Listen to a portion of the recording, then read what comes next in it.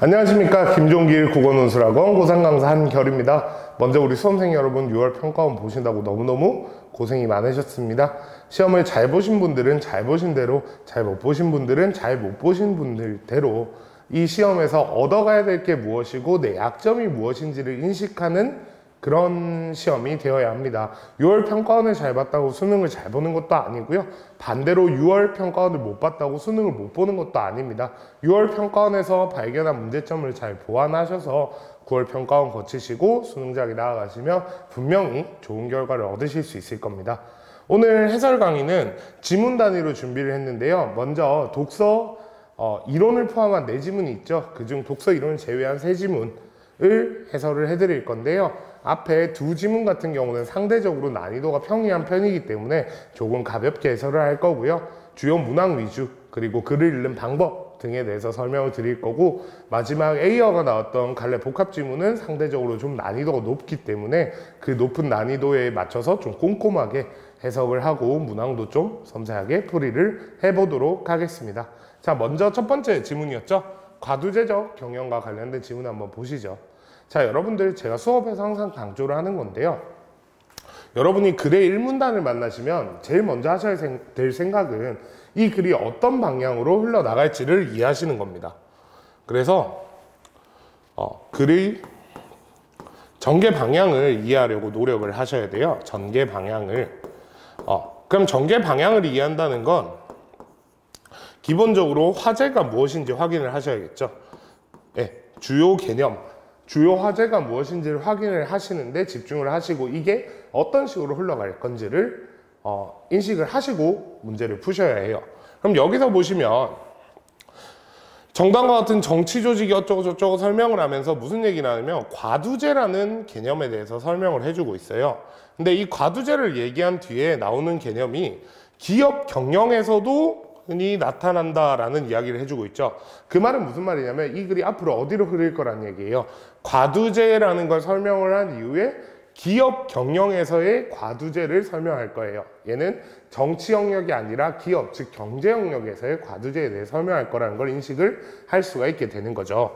그래서 이런 개념을 가지고 이 문단으로 넘어오시면 되겠습니다. 그럼 이 문단을 한번 보시면 여기서는 공동체적 경영에 대해서 설명을 해주고 있어요. 그럼 공동체적 경영이라는 개념이 등장을 했기 때문에 얘는 읽어보시면 여러분이 무슨 생각이 드냐면 과두제랑 좀 구분을 해야겠네 라는 생각이 드실 거예요. 그러면 이렇게 같은 기호로 표시를 하시는 것보다는 습관을 다른 기호로 구분을 하시면 좋아요. 이 기호화를 하는 건 굉장히 개념을 분류하는데 좋은 개념이에요. 근데 제가 보통 하지 말라고 하는 게 있어요.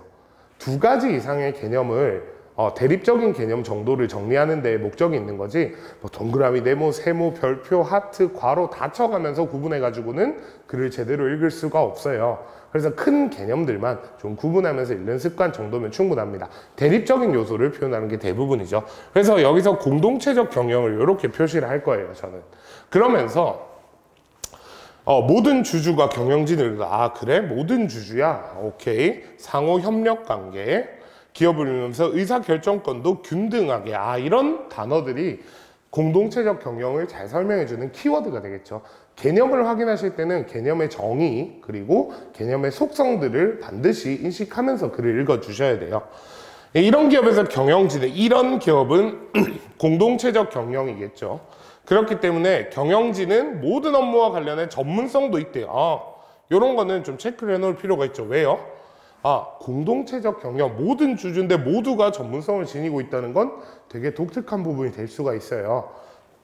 그 다음, 경영 수익에 관련된 중요한 사항들은 공동으로 결정해요.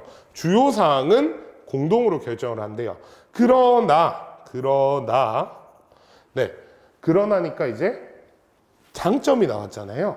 그럼 이제 단점으로 이어지겠죠. 이런 구조를 자꾸 인식하려고 노력을 하셔야 돼요. 기업의 규모가 성장하고 사업이 다양해지면 소수 의사결정에 따른 수직적 경영으로 효율성을 지향하는 과두제적 경영이에요. 1문단에서 과두제의 동그라미를 줬기 때문에 여기도 역시 동그라미를 주고요. 그 다음 여기도 키워드를 좀 체크해보죠.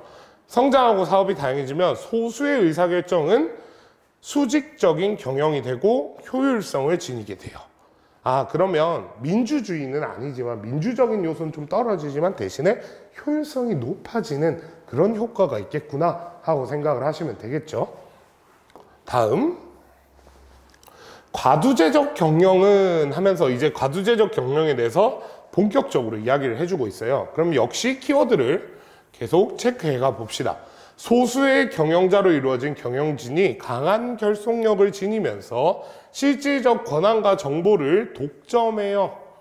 그러면서 기업을 운영하는 걸 말한대요. 그리고 이런 체제는 전문성과 경험을 갖춘 공통점이 되겠네요. 경영진 중심으로 안정적인 경영권이 확보될 수 있도록 한대요. 경영권이 안정적이라는 게 또 특징이 되고, 기업 전략을 장기적으로 수립하고 이에 맞춰 과감하고 지속적인 투자, 장기적, 과감하고 지속적인 투자까지 우리가 이해를 해주면 되겠어요. 요거는 이제 이렇게 해주면 되겠죠. 그리고 첨단 핵심 기술의 개발에 당연히 유리하다고 해요. 왜냐하면 장기적이니까. 네, 그래서 경영진 간의 높은 일체성은 신속한 의사결정, 그리고 효율적 대처. 그럼 이 문단에서는 과두제적 경영의 장점에 대해서 전반적으로 다 설명을 해주고 있어요. 그럼 선지에서 내가 장점이 필요하다 싶으면 이 문단으로 와야겠죠. 그러니까 글을 읽으실 때 문단별 핵심 제재 주제는 인식을 자꾸 하려고 노력을 하셔야 돼요. 그리고 다음 질문으로 오면 그런 데가 나오죠. 요거는 이제 화제를 전환하겠다는 얘기예요. 화제가 바뀔 건데, 그럼 장점의 얘기를 했으니까 단점 얘기로 넘어가는 게 맞겠죠. 대체로 주주의 수가 많으면 개별 주주의 결정권은 약하고 개별 주주의 결정권 당연히 약해요. 소수의 경영진이 기업을 장악하는 힘은 크다. 앞에 나온 얘기들입니다. 이를 이용해 정보와 권한이 집중된 소수의 경영진이 사익에 치중하면 다수 주주의 이익이 침해되는 것도 과두제의 문제점이죠. 이번엔 경영 성과를 실제보다 부풀리는 문제가 생길 수 있고요. 그리고 주주들에게 회복하기 어려운 손해를 입힐 수 있으며 기업 운영에 중대한 영향을 미치는 주요 정보들을 은폐하거나 경영을 조작하여 발표함으로써 기업 가치에 타격을 줘요. 그러면 이 문단은 단점이 되겠죠. 글의 구조가 좀 인식이 되시나요?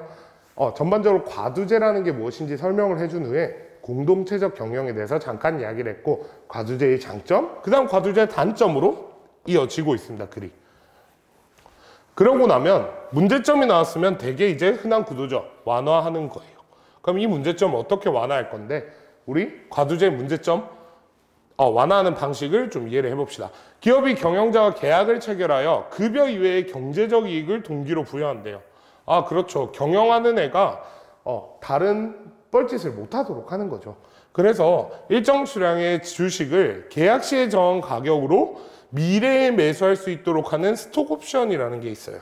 그럼 스톡옵션 개념은 여러분, 우리 개념이 몇 번 등장한 적 있습니다. 우리 여러 기출에도 등장한 적 있고요. 그래서 좀 이해해 놓으실 필요가 있어요.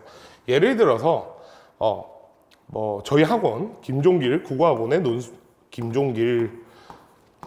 국어학원의 현재 가치, 현재 주식은 없습니다, 여러분. 현재 주식 가치를 3만 원이라고 합시다. 주당 3만 원에 거래가 되고 있어요. 근데 이 상황에서 저하고 우리 김종길 대표님하고 계약을 맺는 거예요. 그럼 계약을 맺었을 때 예를 들어서 지금 이 3만 원에 10년 후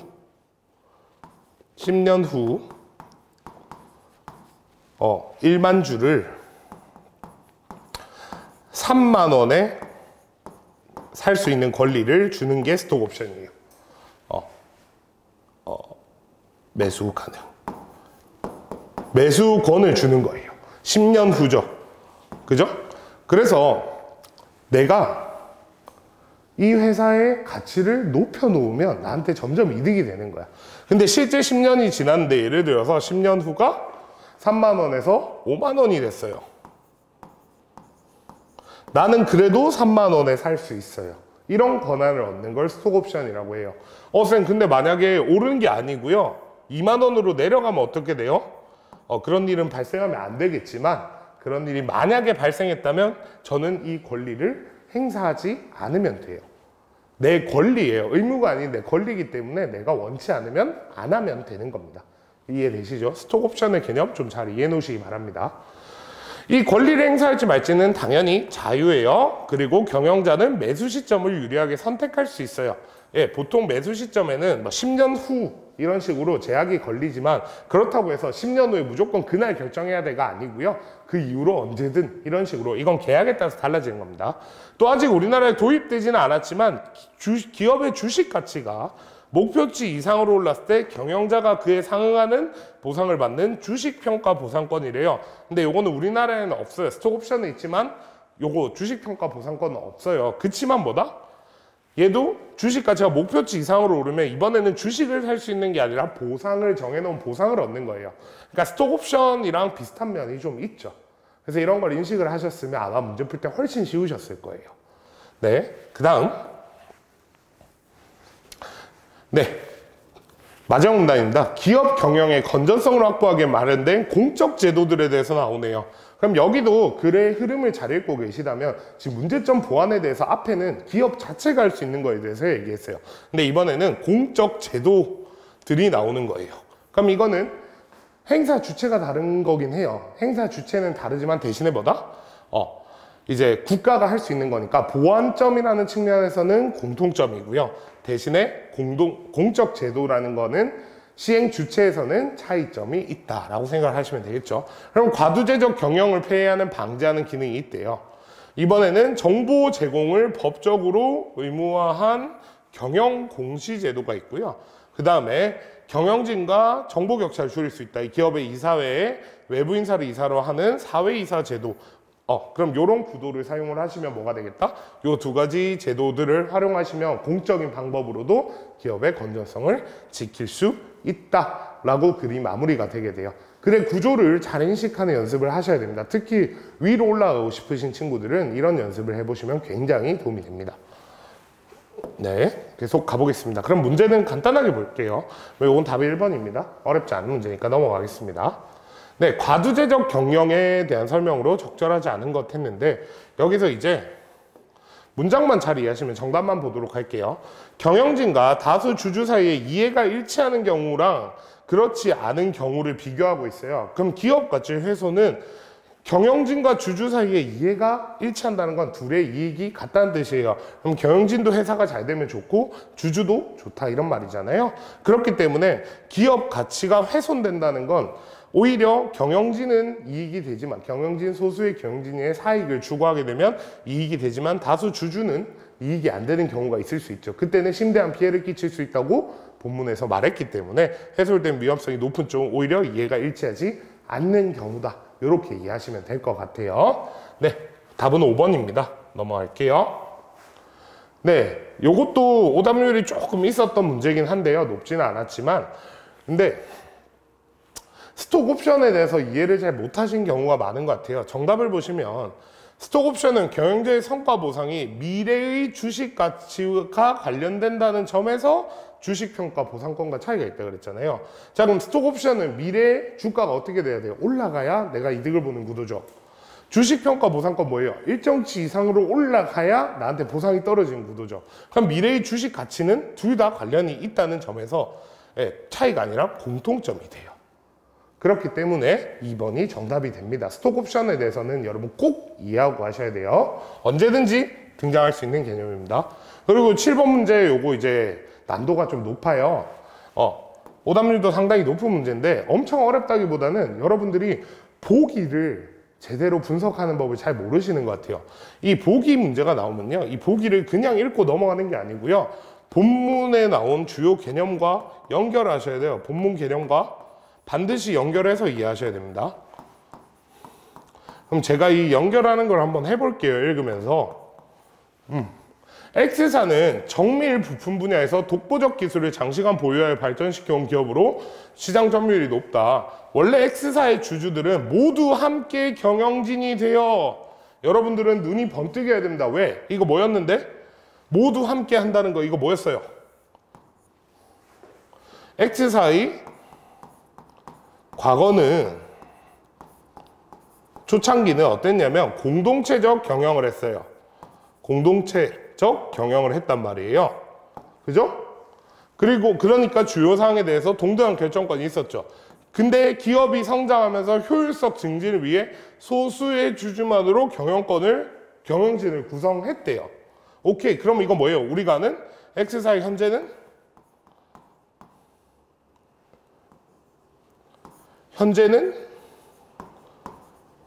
과두제를 하고 있는 거 맞죠?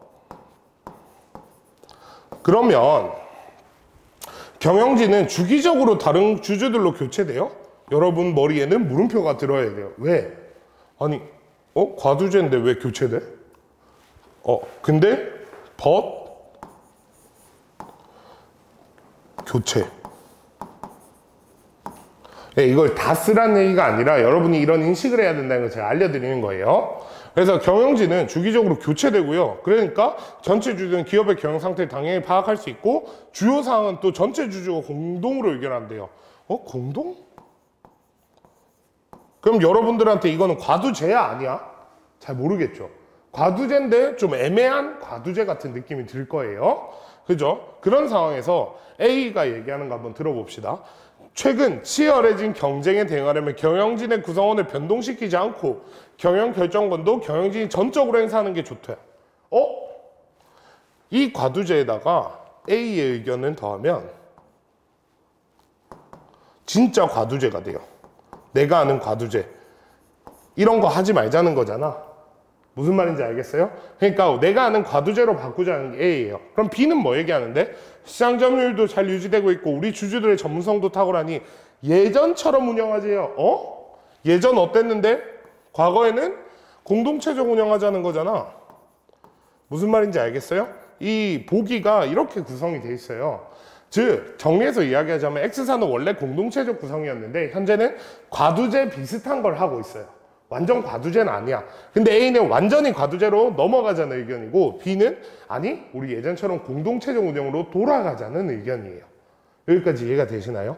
이런 이해를 해주고 선지를 읽으셔야 돼요. 여러분은 너무 그냥 쓱 읽으신 다음에 선지로 그냥 넘어간단 말이에요. 그러면 다시 다 봐야 되고 파편화된 이해를 하게 돼요. 그게 아니라 본문의 주요 개념을 사례에 넣어서 먼저 이해를 하고 선지를 판단하는 습관을 가지시는 게 훨씬 좋겠습니다. 정답 확인할게요. X사는 주주들 사이의 평등성이 강하여 과도한 정보 격차나 권한 집중과 같은 폐해를 보이지 않는다. 과도한 정보 격차나 권한 집중과 같은 폐해는 왜 발생하는 거였느냐? 과두제에서 소수의 경영진이 정보 등을 독점했기 때문입니다. 근데 이 보기에 나온 과두제 같은 경우에는 이런 것들을 어떻게 경영진을 교체한다. 그리고 주요 사항은 모두 같이 의결한다. 같은 방식을 통해서 이야기하고 있기 때문에 주주들 사이의 평등성이 강한 거 맞고요. 상대적으로 강하죠. 그리고 과도한 정보 격차와 권한 집중이 나타나지 않습니다. 그래서 정답은 1번이 되는 거예요. 네. 여기서 5번을 많이들 이제 선택을 하시는데요. 실전적으로 여러분이 5번을 어떻게 제치셔야 되냐면 A와 B는 현재 X사가 경험과 전문성을 바탕으로 안정적인 과두제 경영을 하고 있다는 전제에서 논의를 한다 그랬잖아요. 아니 A랑 B는 둘 다 현행 제도에서 바꾸자고 하는 애들이죠. 근데 안정적인 과두제 경영을 잘 하고 있으면 바꾸자고 할 이유가 없어요. 무슨 말인지 아시겠죠? 그렇기 때문에 5번은 성립하기 어렵습니다. 그리고 안정적인 과두제라고 하면 본문에 나온 과두제 개념을 얘기할 텐데 여기는 본문에 나온 과두제랑은 조금 다른 공동체적 경영의 요소가 섞여 있는 과두제이기 때문에 안정적인 과두제라고 이야기하기는 어렵다. 이렇게 정리를 하시면 되겠습니다. 네, 이렇게 첫 번째 문제를 정리하고 넘어가도록 하겠습니다.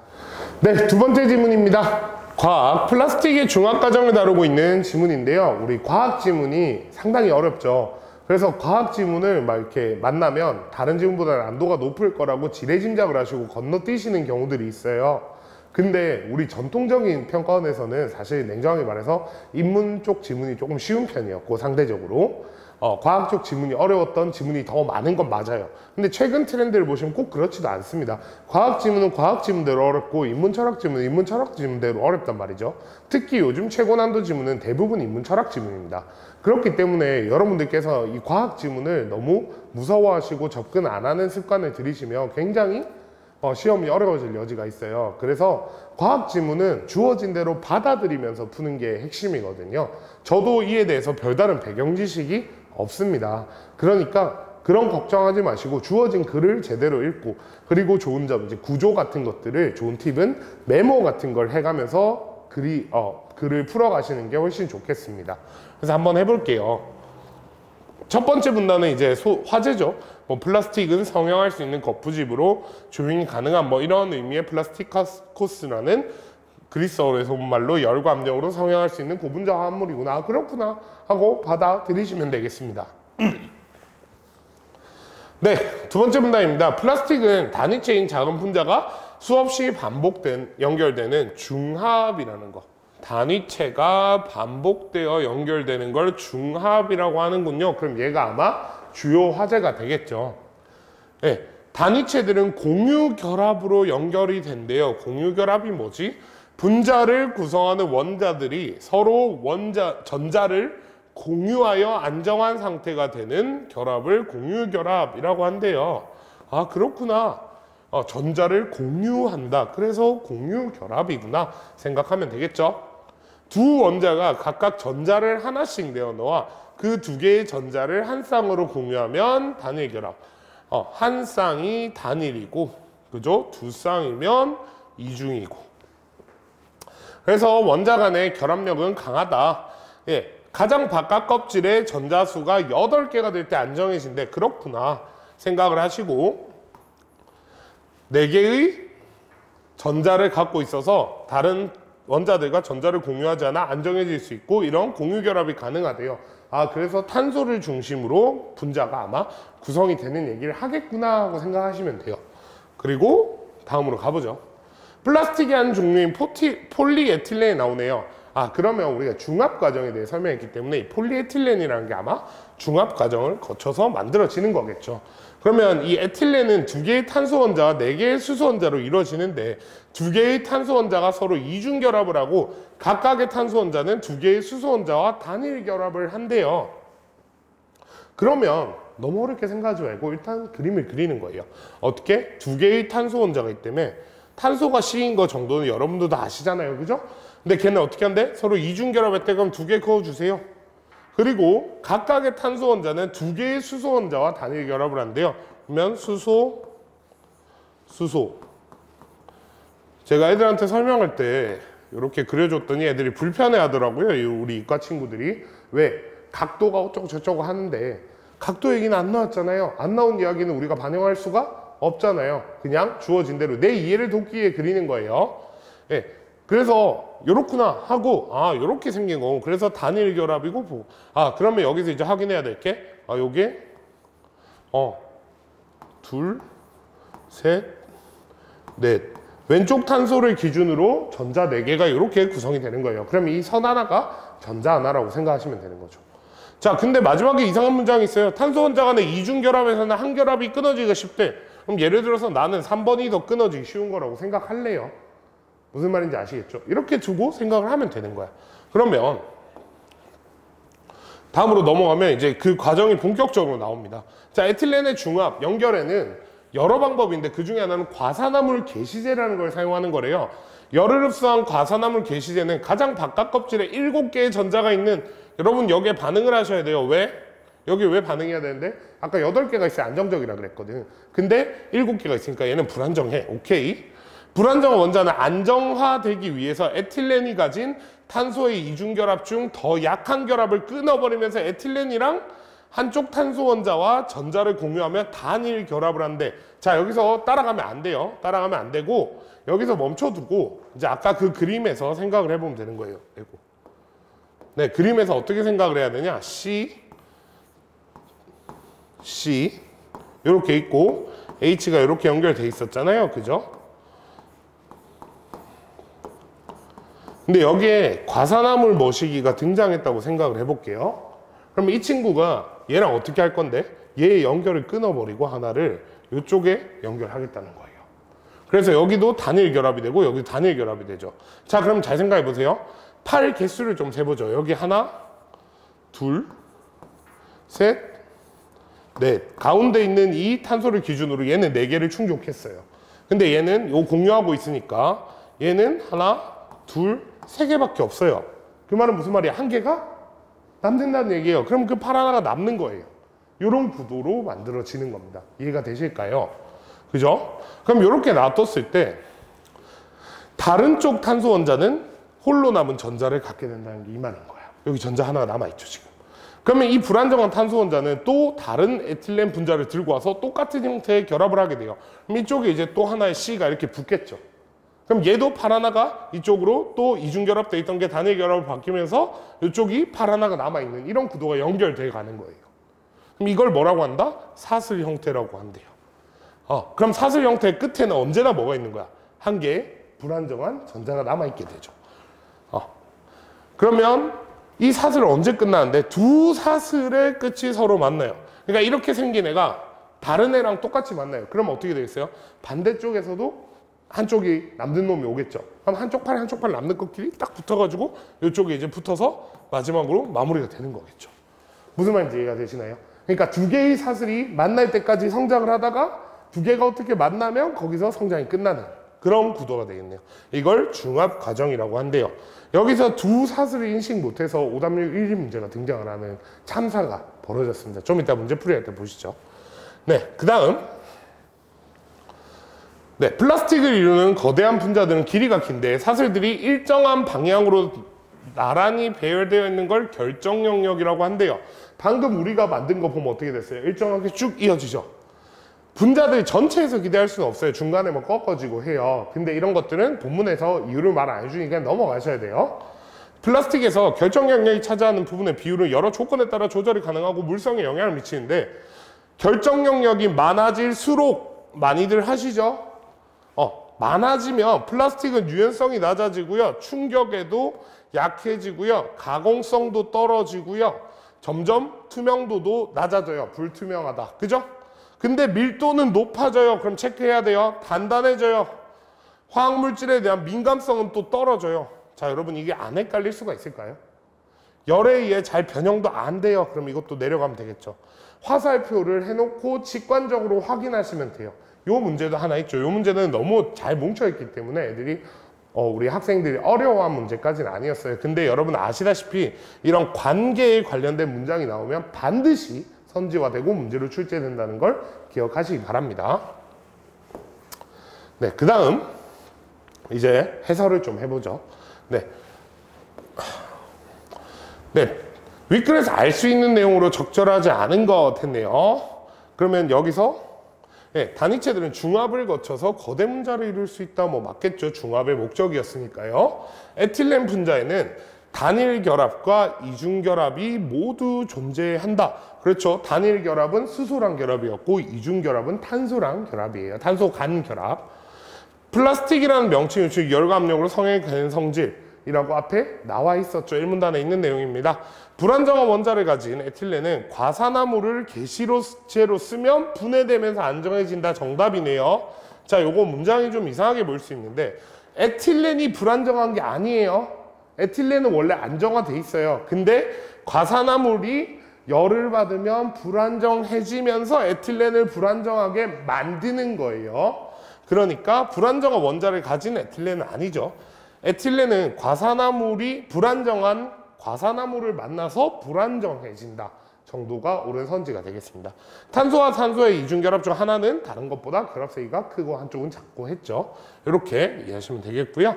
그 다음 요 9번 문제 전체 오답률 1위 문제입니다. 근데 너무 허무해요. 그림을 그렸다면, 읽으면서 문제를 풀 때 그림을 그렸다면 여러분이 너무 쉽게 풀 수 있는 문제란 말이에요. 1번 성장 중인 사슬은 그 양쪽 끝부분, 한쪽 끝에만 전자가 남는다 그랬죠. 그래서 불안정한 탄소 원자가 생성되는 것은 한쪽입니다. 한쪽, 양쪽이 아니고요. 이게 너무 아쉬웠어요. 이렇게 저는 이 문제를 풀면서 애들이 잘 체크했을 거라 생각했어요. 왜냐하면 특이한 부분이었거든요. 전자수를 세면서 푸셨어야 돼요. 근데 전자수를 세지 않고 문제를 풀었다면 이 문제가 이제 그냥 그러려니 하게 되는 거예요. 두 번째, 요 2번만 하겠습니다. 2번을 많이들 하시더라고요. 사슬의 중간에 두 탄소 원자가 서로 전자를 하나씩 내려놓아 공유하는 결합. 요것도 이제 선지 만드는 방법으로 꼭 인식을 해 두셔야 되는데요. 본문에서 이거를 우리는 단일 결합이라고 이야기를 했습니다. 네. 전자를 두 개씩 연결한 게 이중결합이고 한 개씩 연결한 게 단일 결합이죠. 원래 탄소가는 이중결합이 돼 있었는데 한 개를 개시제에 뺏겼기 때문에 한 개가 무조건 남아있겠죠. 그러니 단일 결합이 존재하게 되겠죠. 네, 요런 식으로 선지 만드는 방식입니다. 평가원이 잘 쓰는 방식이고 문제를 만들 때 흔히 쓰이는 방식이 꼭 알아두시기 바랍니다. 네, 그 다음 보기 문제인데요. 이 문제는 사실 여러분들 방금 마지막 문단에 나온 것들을 보면 되는데 여기서 보시면 이제 결정 과정이라는 표현만 잘 이해를 하셨으면 어려운 문제는 아니에요. 폴리에틸렌은 높은 압력과 온도에서 중합되어 사슬이 여기저기 가지를 친 구조로 만들어지기도 하는데 가지를 친 구조의 사슬들은 조밀하게 배열되기 힘들다 그랬고 나에서 보면 직선형 구조죠. 아까 결정 영역이 뭐라 그랬냐면 쭉 하나가 이어져 가는 거예요. 그러니까 얘가 나란히 조밀하게 배열된 이 친구가 나가 결정 영역이 많은 거고 이쪽은 적은 거고 이렇게 이해를 하셔서 문제를 푸시면 되겠습니다. 이 문제는 넘어가겠습니다. 네, 여기서는 여러분 사실 이 문제가 요 정도 고민까지 하게 될 거예요. 어휘 문제는 제가 풀이를 잘 안 해드리는데 팁을 한번 말씀을 드리고 싶어서 이 문제만 좀 하겠습니다. 1번을 보시면요. 접하다가 나오는데 본문에서 접하다가 뭘로 나오냐면 플라스틱을 접하다예요. 플라스틱을 접하다. 안겨있는 문장을 만나시면 이렇게 풀어내셔야 됩니다. 네. 그죠? 그 다음에 여기서 접한 대상이 뭐냐? C를 접한 거고요. 여기는 소식을 접한 거예요. 그죠? 그러면 플라스틱은 구체적 사물입니다. 그죠? C는 물리적으로 바라보는 거기 때문에 구체적 사물이죠. 근데 소식은요, 우리 실체가 없는 추상적인 대상입니다. 그래서 이쪽이 더 가까운 게 돼요. 거의 모든 문제가 추상과 구체만 잘 구분하면 풀리게 돼요. 그래서 이렇게 안겨있는 친구를 이제 아직 익숙치 않은 친구라면 C를 접하다라고 적어 놓으시고, 그죠? 뭐 하자? 앞에 오는 문장 성분이 추상적인지 구체적인지만 구분을 하시면 이 문제를 쉽게 푸실 수 있을 겁니다. 이런 행동 강령을 지니시기 바래요. 네. 네, 그럼 두 번째 지문은 이 정도로 넘어가겠습니다. 네, 세 번째 지문 시작하겠습니다. 세 번째 지문은 제가 제목을 좀 짧게 쓰려고 메타윤리학이라는 표현을 썼는데요. 메타라는 것은 스스로, 자신 이런 의미를 포함하고 있는 단어입니다. 메타윤리학이라는 건 윤리학 그 자체에 대한 연구를 하는 학문을 말해요. 윤리학 그 자체라 하면 이 첫 번째에 나오는 이런 것들에 대한 정의, 뭐가 윤리이고 뭐가 선이고 뭐가 올바른 것인가를 판정하는 기준 같은 것들을 연구하는 학문을 우리는 메타윤리학이라고 해요. 한번 읽어보겠습니다. 전통적인 윤리학의 주요 주제는 그랬어요. 여러분 요거 그 인문철학 쪽 보시면 자주 나오는 말이죠. 전통적이라는 표현 있잖아요. 이 전통적인 뭔가가 나오면요, 반드시 혁신적인 무언가가 튀어나오게 됩니다. 그래서 그거를 이제 구조로 인식을 하시면 되겠죠. 1문단은 말씀드렸듯 방향성을 잡는데 주목을 하셔야 돼요. 선이나 올바른과 같은 도덕 용어에 대한 해명을 해야 돼요. 그걸 바탕으로 무엇이 옳고 그른지를 판정하는 객관적인 근거를 찾아야 돼요. 객관적, 주관적이라는 단어는 항상 굉장히 중요합니다. 잘 판단하세요. 그러나 윤리학은 오랫동안 그에 대한 만족스러운 답을 내놓지 못했어요. 이러한 상황에서 에이어는 도덕적으로 옳고 그름에 관한 문장인 도덕 문장은 진리 적합성을 갖지 않는다는 주장을 펼쳤습니다. 참이나 거짓일 수 있는 속성을 우린 진리 적합성이라 그래요. 근데 이게 없다는 거지. 도덕적으로 옳고 그름에 관한 문장은 도덕 문장인데 도덕 문장은 진리 적합성이 없어요. 이렇게 얘기를 하고 있는 겁니다. 그래? 그러면 우리가 궁금해지죠. 뭐가 궁금해지냐면 그러면 참이나 거짓이 없다는 거야? 왜? 라는 게 궁금해질 거고, 두 번째로 그럼 참 거짓이 아니면 뭘로 판단하는데? 라는 것까지 궁금해할 수 있겠죠. 그에 대한 답을 이 글이 줄 겁니다. 에이어는 진리 적합성을 갖는 모든 문장은 그 문장에 사용된 단어의 정의를 통해 검증되는 분석적인 문장이거나 경험적 관찰에 의해 검증되는 종합적 문장이라는 원리를 바탕으로 도덕 문장은 진리 적합성이 없다고 주장을 했어요. 자, 그러면 진리 적합성이 없는 이유는 진리 적합성이 있는 문장이라면 if if 도덕 문장이 진리 적합성이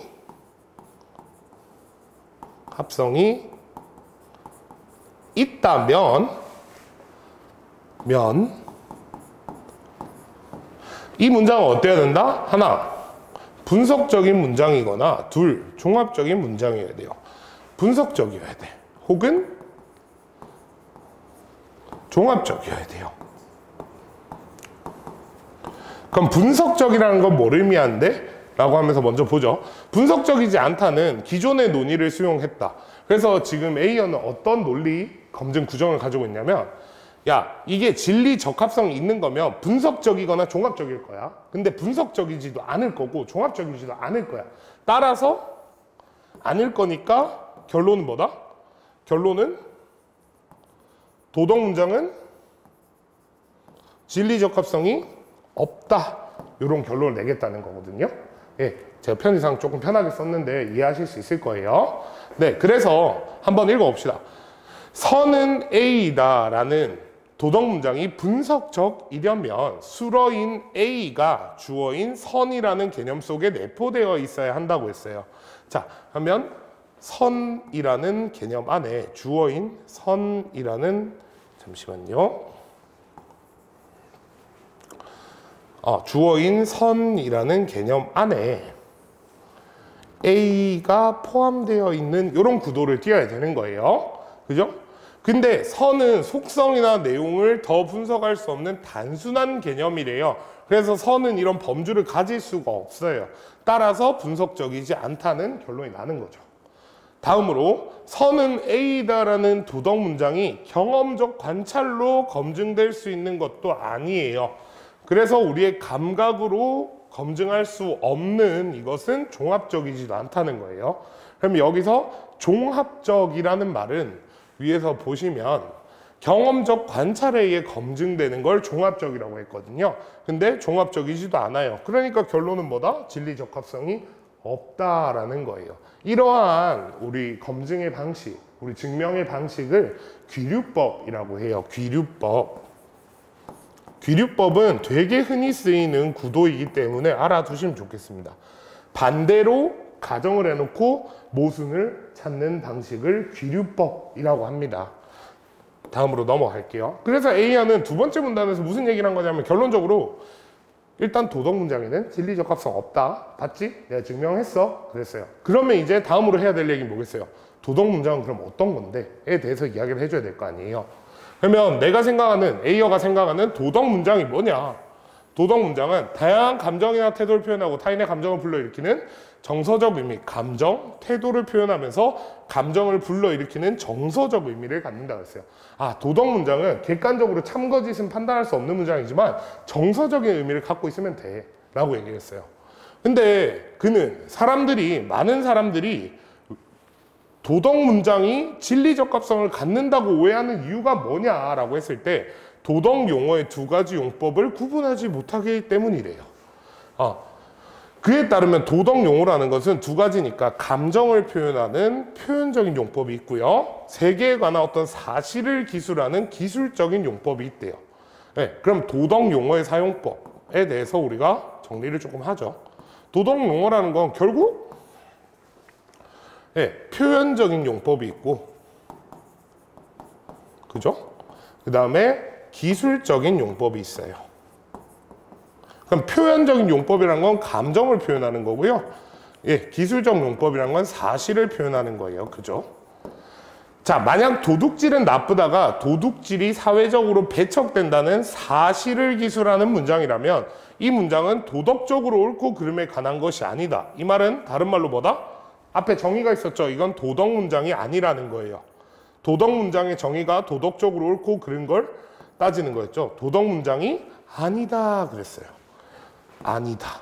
그죠? 그럼 얘는 사실을 표현할 때는 도덕 문장이 아닌 거예요.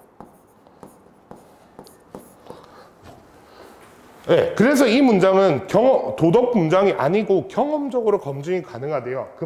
이 말은 무슨 말이다? 도덕 문장이 아니고 기술적 용법으로 쓰인 것이다. 앞에 나왔던 용어를 그대로 쓰는 거예요. 반대로 그 문장이 도둑질에 대한 감정을 표현한 문장이라면 이는 사실을 기술한 게 아니에요. 감정을 표현한 거라면. 도덕 문장이 맞다고 하죠, 이번엔. 그리고 어떤 사실을 기술한 게 아니다 그랬어요. 즉 표현적인 용법이라는 거예요. 여기까지 정리가 되셨을 거예요. 천천히 가볼게요 또.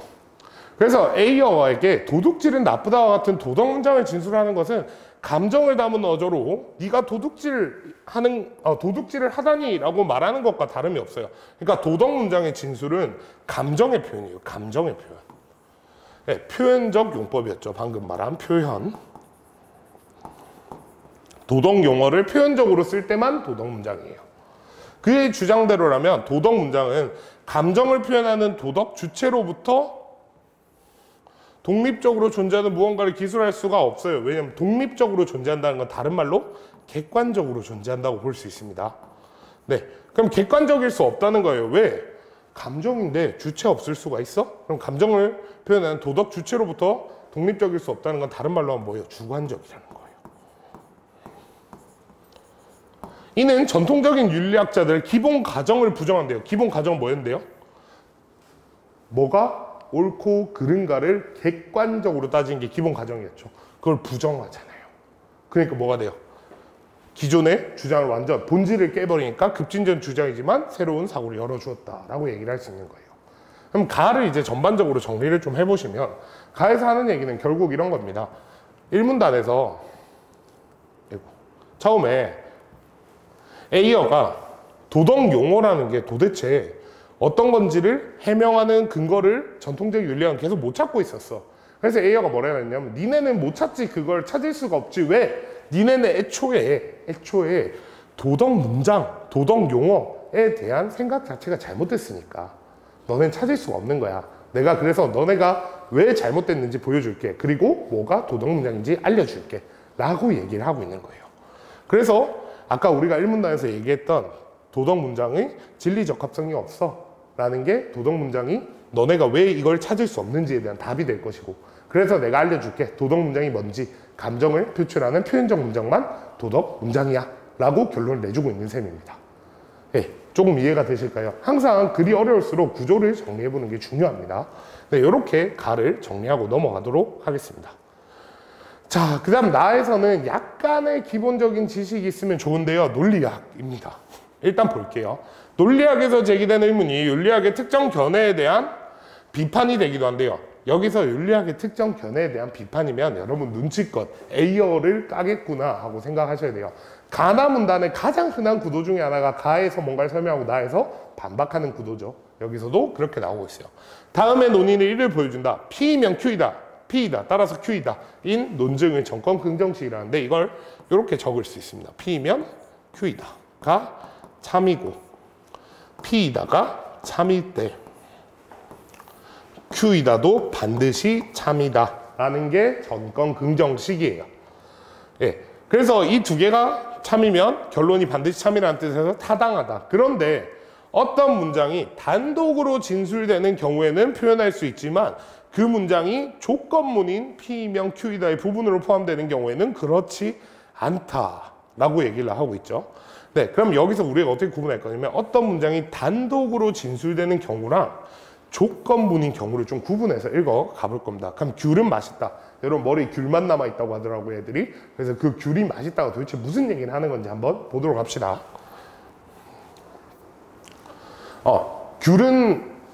귤은 맛있다라는 말은 화자의 선호라는 감정을 표현하고 있어요. 감정 표현한다는 말 우리 중요하게 받아들여야 돼요. 선호도 감정이구나, 여기선. 그죠? 왜? 감정이면 A어가 말한 도덕 문장이었거든. 그러면 하지만 그 문장이 귤은 맛있다면 귤은 비싸다의 조건문의 일부가 되면 귤에 관한 화자의 선호를 표현하지 않는데요. 아이고야. 그러면 귤이 맛있다가 단독으로 적혀 있을 때, 귤은 맛있다라고 단독으로 적혀 있을 때는 선호를 표현하는, 감정을 표현한 문장이었는데 조건문의 일부가 돼버리면 감정을 표현하지 않는데요. 이에 정권 긍정식의 P가 감정이나 태도를 표현하는 문장일 때 P이면 Q이다의 P, P이면 Q이다의 P는 우리가 조건문의 P죠. P이다의 P는 단독 사용의 P입니다. 그럼 내용에 차이가 생겼어요. 그래서 정권 긍정식인데 두 전제의 참이 결론 Q이다의 참을 보장하지 않는다는 게 문제래요. 조건문에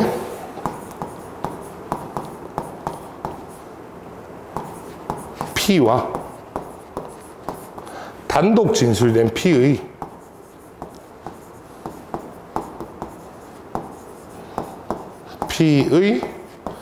의미가 달라요.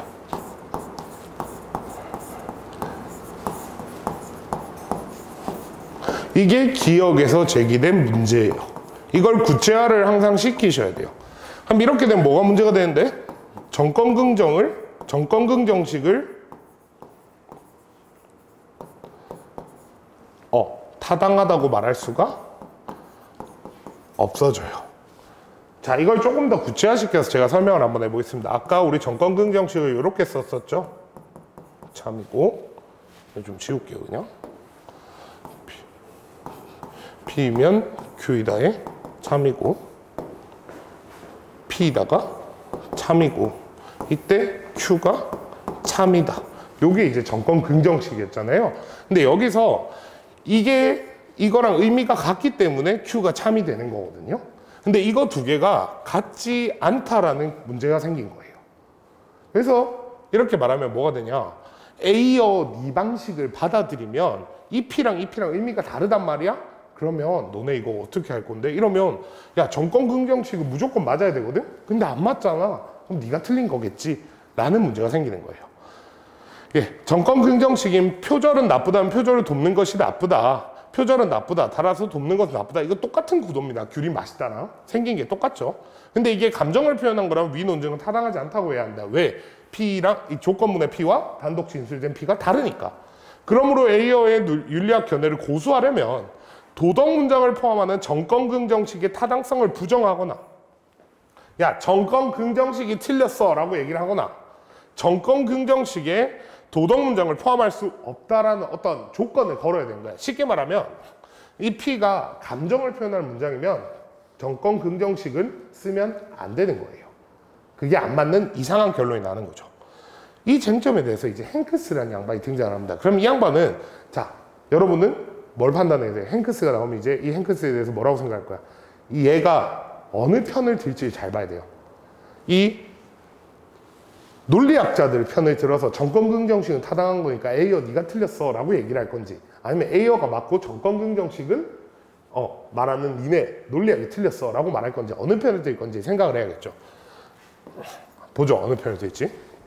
자, 표절은 나쁘다라는 문장은 표절이라는 대상에 나쁨이라는 속성을 부여하는 내용을 가집니다. 그죠? 그리고 화자의 문장 진술은 그 내용과 완전히 무관할 수는 없어요. 그런 문장은 단독으로 진술되든 그렇지 않든 판단적이래요. 판단적이라는 게 뭐지? 대상에 속성을 부여하는 내용을 지니는 게 그 문장의 본질이라는 걸 뜻한대요. 도덕 문장을 비롯한 도덕 문장도 판단적이에요. 판단적 문장은 참 또는 거짓일 수 있어요. 그럼 머리 안에 퍼뜩 무슨 생각이 들어야 돼? 이 판단적 결국 앞에서 말했던 뭐랑 같아? 진리, 적합성이랑 같은 말이에요. 가에서 말했던 진리, 적합성, 참 거짓을 따질 수 있다고 말했던 진리, 적합성이랑 판단성 같은 말이야. 근데 얘는 도덕 문장, 행크스는 A어와 달리 모든 문장을 판단적이라고 해요. 조건문에 포함된 문장도 판단적이에요. 조건문에 들어간 것도 판단적이고요. 단독으로 들어갈 때도 내용의 차이가 없다고 했으니까 단독인 것도 판단적이에요. 그럼 둘의 내용의 차이가 없죠. 그럼 아까 문제였던 게 뭐예요? 여기서의 P와 요 P, 이 P랑 이 P가 다르다는 게 문제인데 얘는 뭐라고 하는 거야? 야, 둘 다 판단적이야. 그러니까 내용의 차이가 없어. 그러면 정권긍정식이 타당하겠네요.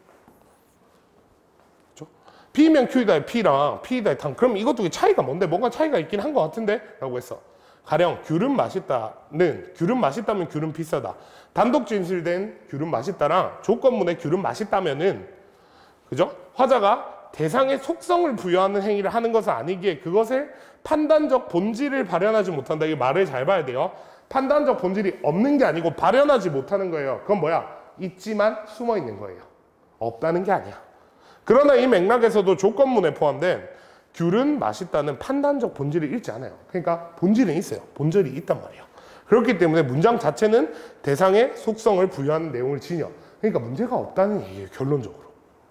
네, 그래서 이 행크스가 얘기하는 건 무슨 말이냐면, 아니 도덕 문장도 참 거짓이 있는, 즉 판단적인 문장이야. 다른 말로 진리적 합성 있어 임마, 에이어 너 틀렸어 라고 얘기하고 있는 거예요. 그렇지만 이렇게 하면 도덕 문장도 역시 정권 긍정식에 성립하기 때문에 문제가 없어져, 이런 얘기를 하고 싶은 거죠. 네, 그럼 이제 문제를 한번 볼까요? 네, 가에 나타난 A어의 입장입니다. 요거는 선지를 조금 꼼꼼하게 한번 볼게요. 예, 도덕 용어를 기술적 용법으로 하면 이거는 다른 말로 뭐였다? 진리 적합성이 있는 거예요. 그러니까 검증이 가능하죠. 참 거짓이 있는 거니까. 표현적 용법을 활용한 것은, 도덕 문장은 자신의 감정을 표현하는 것과 같다, 동일하다. 그렇죠? 그 다음에 주어와 수어의 의미 관계를 통해서 어떤 문장을 검증하는 것을 분석적 문장이라고 했습니다. 네, 도덕 용어의 용법은 도덕 용어가 기술하는 사실의 종류에 따라 기술적 용법과 표현적 용법으로 구분하는데요. 기술적 용법은 사실을 표현하는 거였고요. 표현적 용법은 감정을 표현하는 거였거든요. 기술하는 사실의 종류가 아니고요. 사실을 표현하느냐 감정을 표현하느냐에 따라서 이렇게 구분할 수 있다. 이게 옳은 표현이 돼서 정답이 되겠네요. 이 선지 찾기가 쉽지 않습니다. 그냥 별 생각 안 하고 읽으면 뭐 그냥 그러려니 하고 넘어가게 되거든요. 꼼꼼하게 선지를 끊으시고 정확하게 틀린 부분에 표시하면서 푸는 습관을 지니셔야 됩니다. 5번, 도덕 문장에 진리적 합성이 있다는 오해라는 것은 도덕 문장을 세계에 대한 어떤 사실을 기술한 것으로 해석한데 기인한다. 도덕 용어를 도덕 문장은 세계에 대한 어떤 사실을 기술한 것, 즉 기술적 용법, 죄송합니다. 기술적 용법을 기술한 것으로, 기술적 용법을 활용한 것으로 해석을 한 것에서 기인한다라고 얘기를 했죠. 그렇기 때문에 옳은 표현이 됩니다. 네, 다음 문제로 바로 넘어갈게요. 11번도 오답률이 상당히 높은 문제였어요. 네, 13번 행크스의 의견과 관련해서입니다. 네, 귤은 맛있다면 귤은 비싸다에 포함된 귤은 맛있다는 판단적이지 않다. 모든 조건문이든 단독 진술됐던 다 판단적이라고 했기 때문에 이지 않다는 표현은 틀렸어요. 표절은 나쁘다는 단독으로 진술되었을 때만 참 또는 거짓일 수 있대요. 표절이 나쁘다가 단독으로 진술되었다라는 말은 이렇게 좀 이해를 쉽게 하시면, 우리 행크스는요 단독이든 조건문이든 다 참 또는 거짓, 즉 판단적이다 라고 이야기를 했습니다. 그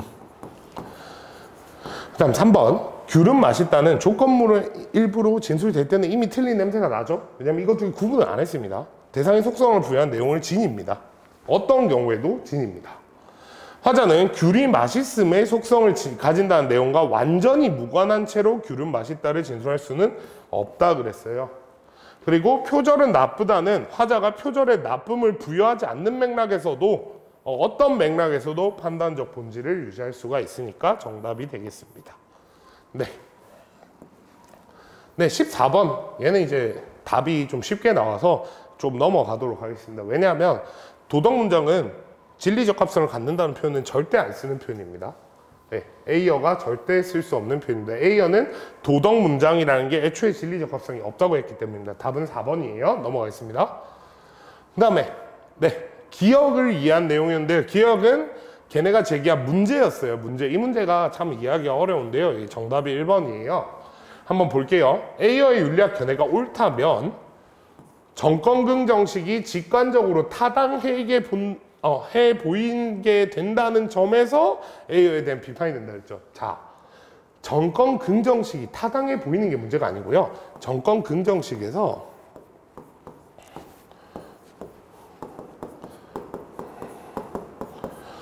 얘랑 얘가 달라서 문제가 됐던 거죠.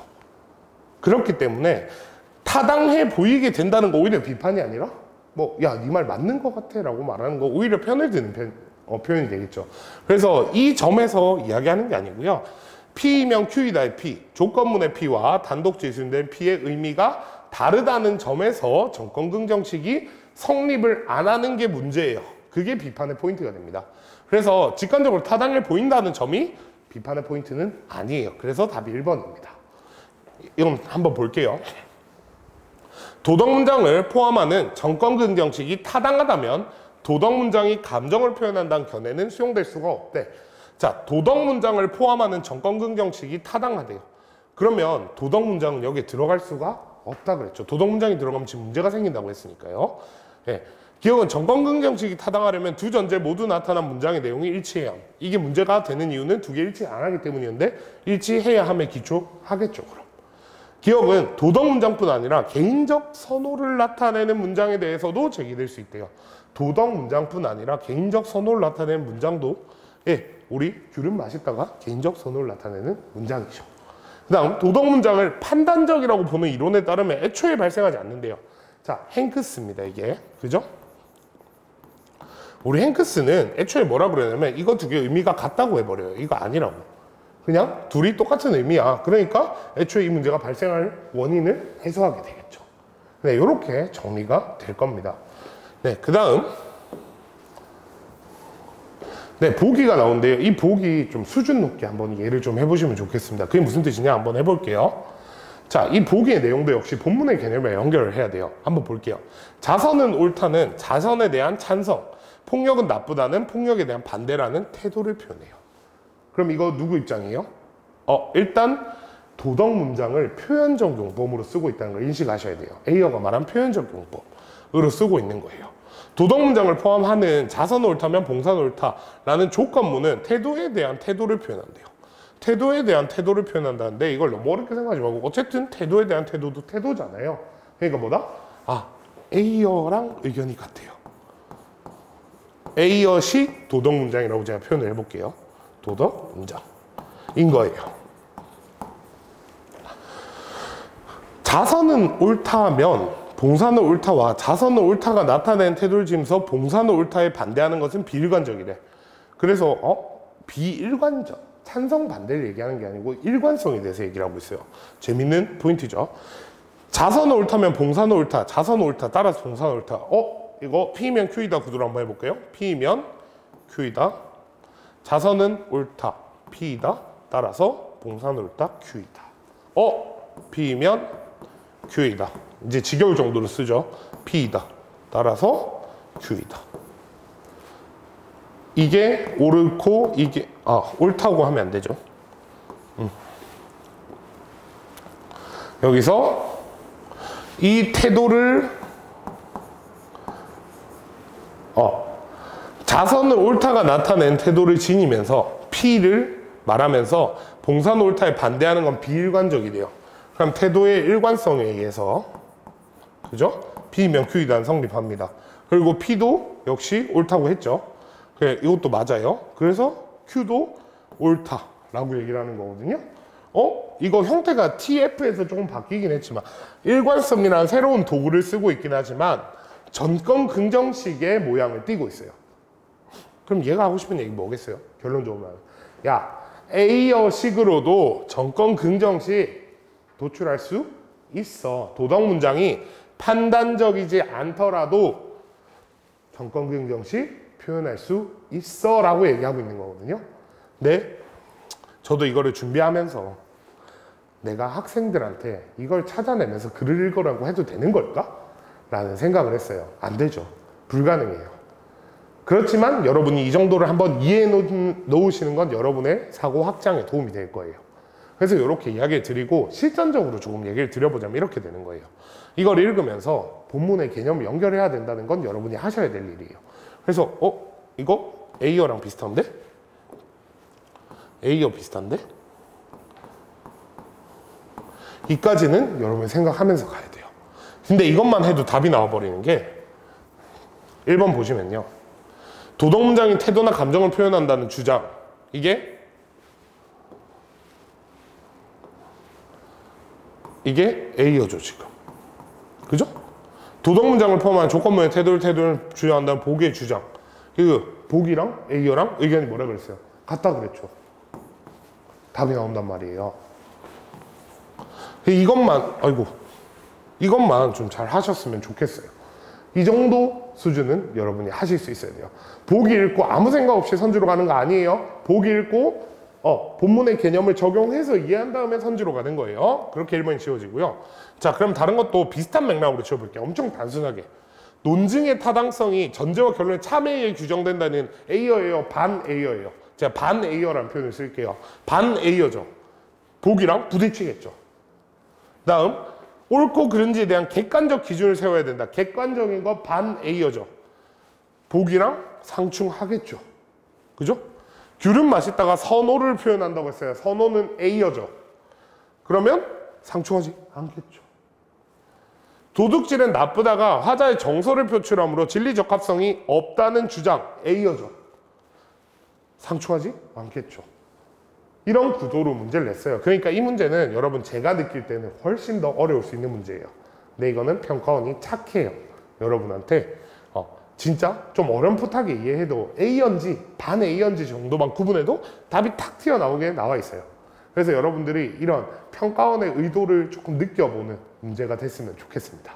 네, 여기까지 해서 독서 지문, 세지문 해설을 마치겠습니다. 네, 다음 문학에 대해서 이야기를 해볼게요. 문학은 지금 독서의 정답률에 비해서는 상대적으로 낮긴 한데 전반적으로 쉬웠느냐 하면 그렇지는 않았어요.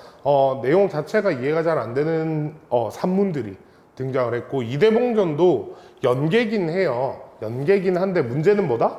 연계 체감이 조금 낮습니다. 원래 전반적으로 산문은 운문에 비해서 연계 체감을 하기가 조금 힘든 면이 있어요. 그래서 이대봉전이 연계가 되었던 건 사실이지만 아직은 사실 여러분이 수능 특강을 막 디테일하게 외우지 않은 분도 많을 거고 그리고 주어진 부분과 조금 다르기 때문에 여러분들이 체감을 좀 못했을 수 있다는 거 생각을 하시면서 기본적으로 연계가 됐든 안 됐든 푸는 방식에서의 큰 차이는 없습니다. 항상 소설을 만나시면 특히 고전 소설을 여러분 잘 아시죠? 누가 중요해요? 인물 호칭 이런 게 어렵잖아요. 그래서 우리는 여기서 무슨 생각을 해야 하냐면 글의 가장 앞부분을 읽으실 때는 여러분들이 이 상황을 이해하려고 굉장히 노력을 하셔야 돼요. 그래서 인물, 특히 이제 상황 이해, 상황을 이해하기 위해서 인물을 구분을 좀 해야 돼요. 주요 인물을 좀 구분을 해주고 그 다음에 이제 시공간을 반드시 파악을 하셔야 돼요. 왜냐하면 시공간 파악을 안 하시면 시공간을 안 만드신 머릿속에서 이야기가 잘 흘러가질 않아요. 글자만 읽으면 안 됩니다. 천천히 읽으시면서 표현하시고 그리고 고전 어휘를 따로 어휘집을 외우는 걸 저는 별로 추천하진 않아요. 이렇게 작품을 보면서 그 맥락 속에서 단어 나왔는데 예를 들어 모르는 단어가 나왔어요. 저도 모든 단어를 알지도 않고 알 필요도 없어요. 그렇지만 잘 나오는 단어들은 좀 알고 있는 게 좋다 라는 점 말씀을 드리면서 한번 읽어볼게요. 가볍게 읽겠습니다. 장소저가 등장을 했어요. 일단 네모까지 쳐져 있으니 인물은 주요 인물이겠죠. 그래서 이 장소저는 여러분이 의식하시면서 남복을 벗고 그랬어요. 이거 남장 모티프 나오는 거 물론 여기서 문제로 주어지진 않았어요. 그렇지만 여러분들이 이 남장이라는 표현, 남장 모티프는 되게 중요한 모티프잖아요. 그래서 이런 거는 좀 인식을 해두시는 게 좋겠습니다. 습관화 시켜놓는 거예요. 담장 소복은 이제 여자 그 하얀 옷이죠. 그죠? 여복을 개착하고 그러니까 여자 옷을 입고 향을 사르며 자 여러분 향도 좀 알아두시면 좋겠어요. 사르는 거 향을 피우는 걸 말하는데 향은 죽음과 연결되겠죠. 예, 실랑의 영이 먼저 차린 후 누가 죽었냐? 실랑이 죽었어요. 그럼 이 실랑이라는 인물에 대해서 인식을 해야겠죠. 제문. 그러면 아마도 이 실랑은 장소저랑 같은 편일 거예요. 네. 그래서 이 부분을 좀 의식을 하면서 글을 좀 읽어보겠습니다. 제문을 읽었어요. 그 글이 제문이에요. 자, 유세차 요거 이제 제문의 제일 앞에 반드시 나오는 표현이거든요. 그래서 요거 알아두시고 기축 3월 정묘4 15일에 기주 장한림의 딸 애황이에요. 본인이겠죠? 장소저예요. 네. 감히 이부시랑 이공의 영위 앞에 아뢰나이다. 이부시랑 여러분 시랑은 알아두셔야 될 직책이에요. 높은 직이에요. 오호 애제라 슬프다. 소첩에 부친이 대인과 사귐이 깊사옵더니 대인은 귀자를 두시고 부친은 소첩을 얻으니 피차의 동년 동일생이라. 그러면 제가 요 다음 내용까지 보고 네, 이 구도를 한번 그려보도록 할게요.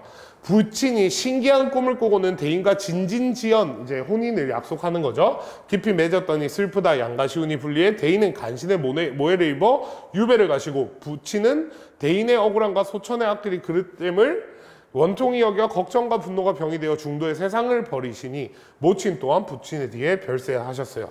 자, 그럼 여기서 이제 조금 정리를 해봅시다. 장소저는 장애황이라는 인물입니다. 애황.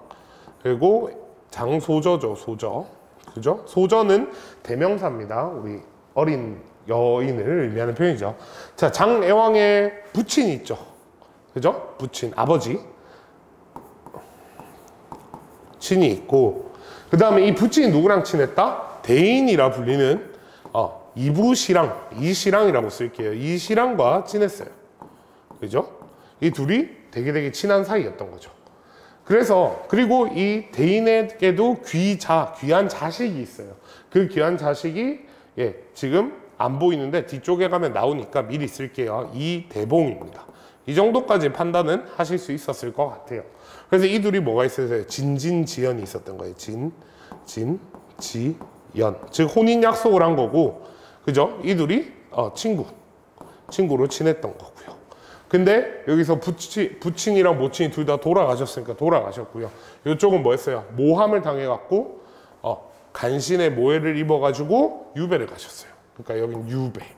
이렇게 구도를 초반에 잡아 놓으시고 문제를 푸셔야 어려움 없이 쭉 읽어갈 수 있습니다. 그 간신이 왕희예요. 첩의 고독함을 없인 여겨. 첩은 여인이 자신을 낮춰 부르는 표현입니다. 혼인을 강제해서 변보, 남장을 한 이유가 나오죠. 그래서 용문에 올라 남적을 멸하고 대공을 이뤘어요. 복수까지 다 했네요. 적자, 난신적자라는 이제 표현입니다. 난신적자는 이제 이 세상이 썩을 놈 정도의 표현으로 보시면 되겠습니다. 대인과 공자를 찾아, 이 공자가 이대봉이겠죠. 혼약을 이루기 위함이었는데 사신의 말을 들으니까 대인 부자가 형적이 없다니 수중 고운이 되신 기라, 이게 죽었다는 의미예요. 돌아가셨구나. 이게 유배를 가신 걸로 알고 있었는데 유배 가서 둘 다 죽었구나가 되고, 우리가 빠른 진행을 위해서 뒷부분에서 이게 오해인 게 드러나는 부분입니다. 이게 오해의 내용이죠. 네, 그래서 수를 마치니, 그래서 제문을 지내는 거예요. 안 죽은 사람한테 제사 지내고 있는 겁니다, 지금. 그죠? 그랬을 때 이제 조금 빨리 가도 되겠죠. 각설, 요 정도 표현을 여러분 알아두셔야 되겠죠. 각설은 우리 그런 데에 해당하는 이 구어적 표현입니다. 이 공자 대봉이 이대봉이 등장을 했네요. 그죠? 이대봉이 등장을 했는데 용궁을 떠났어요. 전기적 요소 나오네요. 전기. 그죠? 비현실적인 요소가 나오네요. 여러 말 만에 황성에 올라오고, 그죠? 그 다음 머물고 정한 후 흉노의 머리 벤 것을 봉하여 성상에게, 황제에게 올릴 상소를 지어서 사연을 이야기한다. 그러다가 황제가 이 이시랑 부자의 생사를 모르는데 장소저를 아끼던, 장소저가 힘들어하니까 슬퍼했는데 장소저가 아까 보낸 글이 오니까 이제 진짜 죽었다라고 생각하겠죠. 그죠? 그래서 한번 보죠. 신첩 장혜왕은 일장표를 용탑하에 올리나이다. 신첩이 성상의 큰 은혜를 받아 바닷가에 제를 올려 고혼. 요 고혼은 누구예요? 외로운 영혼? 이시랑 부자를 말하는 거예요. 이승과 저승이 판이하게 달라 영혼이 자취가 없사오니 앞에 와 있는데 얼마나 슬프다. 너무 슬프다 하고 있고, 여기서 이제 이시랑 이익의 처 양씨를 만났어요. 그러니까 자기한테 원래 시어머니가 될 사람을 만난 거죠. 근데 아직 결혼은 못했으나 어떻게 시어머니라고 안 했겠냐. 그래서 시어머니로 모셨을 거고, 그러면서 이제 왕희 부자를 이제 간신배들 내 원수다. 그래서 왕희 부자를 국가에서 혼내신 다음에 나한테 내주면 내가 복수하겠다. 이렇게 부탁을 드리고 있는 거예요, 황제한테. 그리고 상이 이제 그렇게 하자라고 했는데 또 올라왔는데 그게 바로 이번에는 이대봉이 쓴 게 올라와요. 이대봉. 그 소는 이대봉이 쓴 거예요. 이대봉은 뭐라 하냐 하면서 지금 이대봉은 다들 죽었다고 생각하고 있는 상황에서 등장한 거예요. 왕위의 모함을 얻었으나 이 한 목숨에 너그러움을 베풀어 해도에 내티신 덕택으로 다행히 유배지로 갔는데, 죽이지 않으시고 날 유배를 갔는데 배를 타고 문제가 생긴 거죠. 그래서 아비를 결박하여 물에 던졌어요. 그래서 신의 아비 죽는 모습을 보고 수중에 빠졌는데 갑자기 용왕이 살려줬어요. 그래서 서역 천축국 배구남에 가서 8년을 살았어요. 배구남에 가서 8년 산 거 여기 정답 근거니까 확인하셔야겠죠. 네. 그러니까 죽었어 안 죽었어? 안 죽었어요. 생각 가옵건대 신의 부자가 국가의 죄인이라 타처에 오래 있사옴이 옳지 않아 세상에 나와 수중에 빠진 아비 유골이 남아 찾고 고국에 있는 어미를 찾아보고자 하와 중원으로 돌아가옵다가 농서에서 일흥의 영혼을 만나 이렇게 얻고 우추말을 얻고 화용도에서 이런 걸 얻어 칼을 얻어 황성으로 향하고자 했다. 자, 지금 보시면 아버지는 죽었네요. 그죠? 아버지를 구하려고 뛰어들었는데 나는 거의 죽을 뻔했는데 용궁을 살려줬고 아버지는 못 살았나 봐요. 네, 그리고 금릉으로 행하셨다 해가지고 이렇게 뛰어왔습니다. 그래 흉노까지 내가 다 처리했어요. 그러니까 뭐예요? 자기가 해온 일들을 요약적으로 쭉 제시를 해주고 있습니다. 돌아오는 길에 이러다가 천우신조 하늘이 도우셔서 하늘이 도우시고 황제가 이 하야 같은 덕을 베풀어 주셔서 무인절도에 겨우 갔어. 근데 죽었던 아비를 만났대요. 그러면 이게 죽은 거냐? 안 죽은 거죠. 죽은 줄 알았던 아버지가 살아있었던 거죠. 그죠? 그래서 왕희를 뭐 이런 문제가 있으니까 왕희는 또 똑같이 뭐라 그래요? 어명 국민하고 나한테 내주세요. 그럼 제가 복수하겠습니다. 공적, 사적 복수가 다 드러나는 거죠. 자, 이렇게 글이 정리가 되고 있어요. 네, 요건 뭐 쉽죠. 답이 4번입니다. 중원으로 향하기 전에 머물던 공간. 예, 아까 8년 동안 머물었다고 나왔기 때문에 여기서 답이 될 것이고, 그 다음 네, 장소저에 대한 이해했는데 여기서 이시랑의 죽음에 대한 분노, 요거 이제 그 우리 고전 소설은 평가원에서도 굉장히 지엽적으로 나옵니다. 죽음이 아니고 모함에 대해서 빡친 거죠. 모함에 대해서 분노한 거지 죽음 자체에 대한 분노란 건 아니라는 거 기억하시면 되겠습니다. 네, 좀 빨리빨리 넘어갈게요. 제가 다 설명을 드렸거든요 이미. A와 B 아까 제문과 표문이 나왔는데 그죠? 여기서 보시면 여기서 정답인 이유는 나머지는 제가 본문에서 다 설명을 드렸고 여기 때문이에요. A에는 소첩 혹은 첩이라는 표현이 등장하고 있고 B에는 신이라는 표현이 나오고 있어요. 신은 갓이 아니고요. 신하, 자기 자신을 낮췄을 때 표현입니다. 그래서 둘 다 등장을 했기 때문에 정답이다. 네. 그리고 네, 여기 공적, 사적 목표 이야기가 나오는데 이 문제는 네, 한번 읽어보도록 하죠. 장애황이 혼약을 이루기에 대공을 세웠다고 한 데에서 혼약이 국가 차원의 사건에 동력한다. 혼약은 개인적인 일이었죠. 근데 그것 때문에 대공, 큰 공을 세웠으니까 참여하는 동력. 혼약을 이루기 위해서 들어갔으니까 동력이라고 말할 수 있겠죠. 장애황이 난신왕위를 국법 후에 자신을 내어달라고 한 거는 국적 권위를 존중, 국법으로 다스린 후니까 존중하는 거고 나한테 내어달라는 건 사적인 복수를 위해서인 거니까 맞는 거죠. 그 다음에 흉노의 침입으로 성상이 피신했다는 소식에 분노하여 이대봉이 출제한 데서 국가 차원의 문제 해결에 참여하는 당위성은 들어해야만 하는 걸 말해요. 황제가 피신했으니까 당위적으로 참여해야죠 라고 말하고 있죠. 자, 표류하던 이대봉이 천우신제로 무인절도에서 이시랑과 제외한 데에서 비현실계의 존재가 이대봉의 공적 활약. 자, 일단 이시랑과 제외한 거는요 공적인 게 아니에요. 그죠? 그냥 자기 아버지 만난 거니까 사적인 일이죠. 그리고 천우신조라는 건 하늘이 도우샤라는 관용적인 표현인데 뭐 하늘에서 신이 도왔다 이게 아니라 우리가 흔히 있잖아요. 운이 좋았을 때 하는 표현이지 이게 비현실계의 존재가 직접적으로 뭐 도움을 줬다고 말할 수는 없습니다. 네, 그리고 이대봉이 정답이네요. 이대봉이 흉노 제압을 공으로 드러낸 후 성상에게 왕의 처벌을 요구한 데서 충의 이념을 훼손하지 않으면서도 사적 목표의 정당성. 공으로 드러낸 후에 왕의 처벌을 요구했죠. 충의 이념 맞죠? 흉노 제압이니까 사적 목표 왕이죠. 그래서 정당성, 쟤는 나쁜 놈이니까 죽여야 됩니다 라고 말한 거죠. 여기까지 고전소설이 끝이 났습니다. 다음은 고전복합 우리 수능특강 연계인 우부가와 탄홍설이라는 수필이 나와 있는데요. 최근 수필이 굉장히 핫하죠. 수필이 특히 고전 쪽 수필이 튀어나오면 내용 자체가 이해가 안 되거나 말장난을 친다고 느끼는 기억나시나요? 장현수는 이 지물로남 있는다는 것은 있지 않는다는 것은 했던 그 지문 기억나시죠?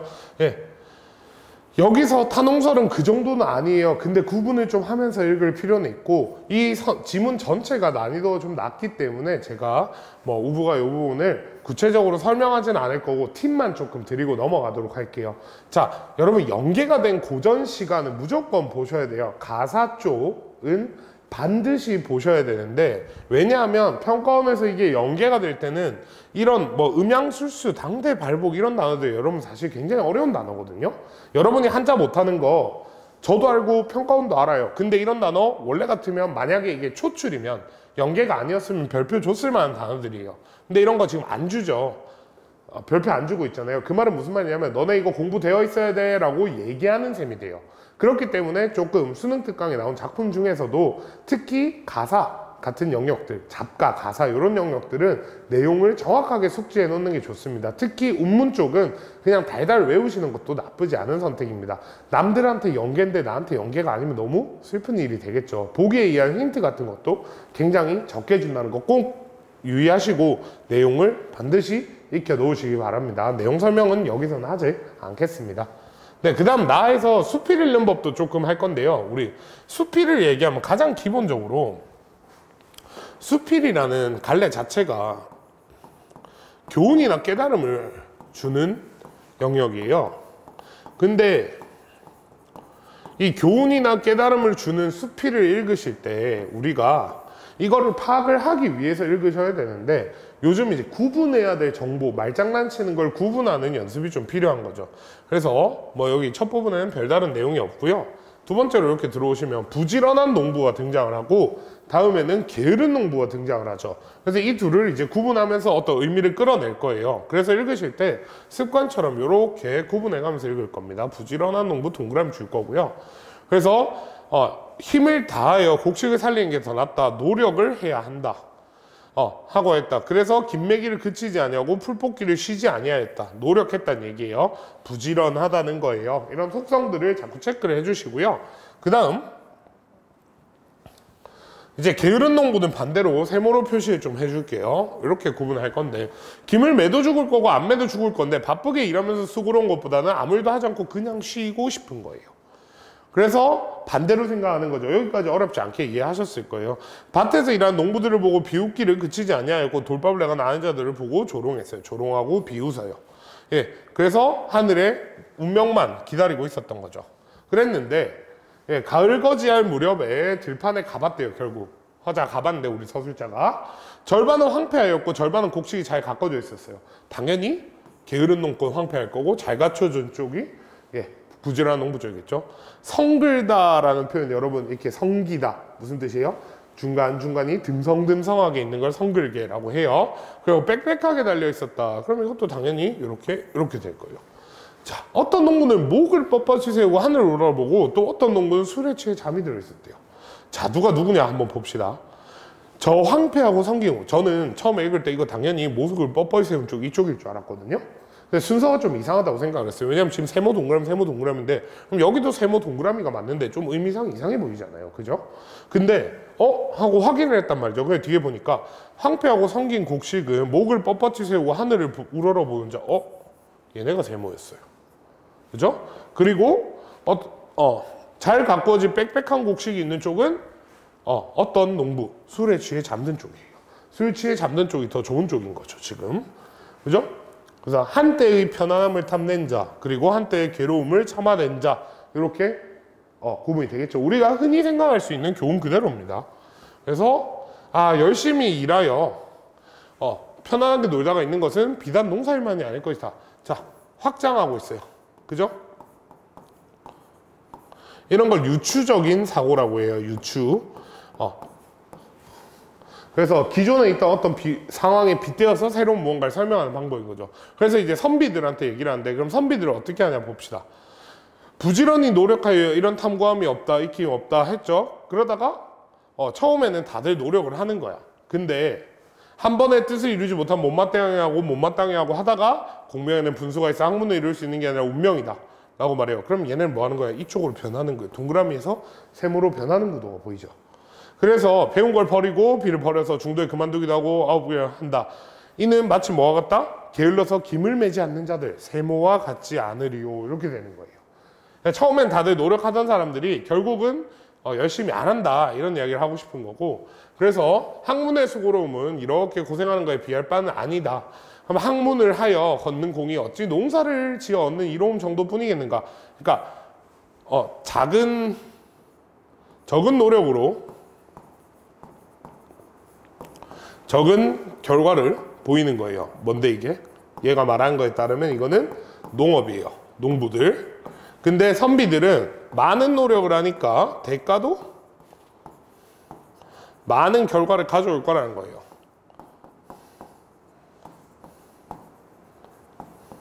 이게 뭐예요? 선비들인 거죠. 네.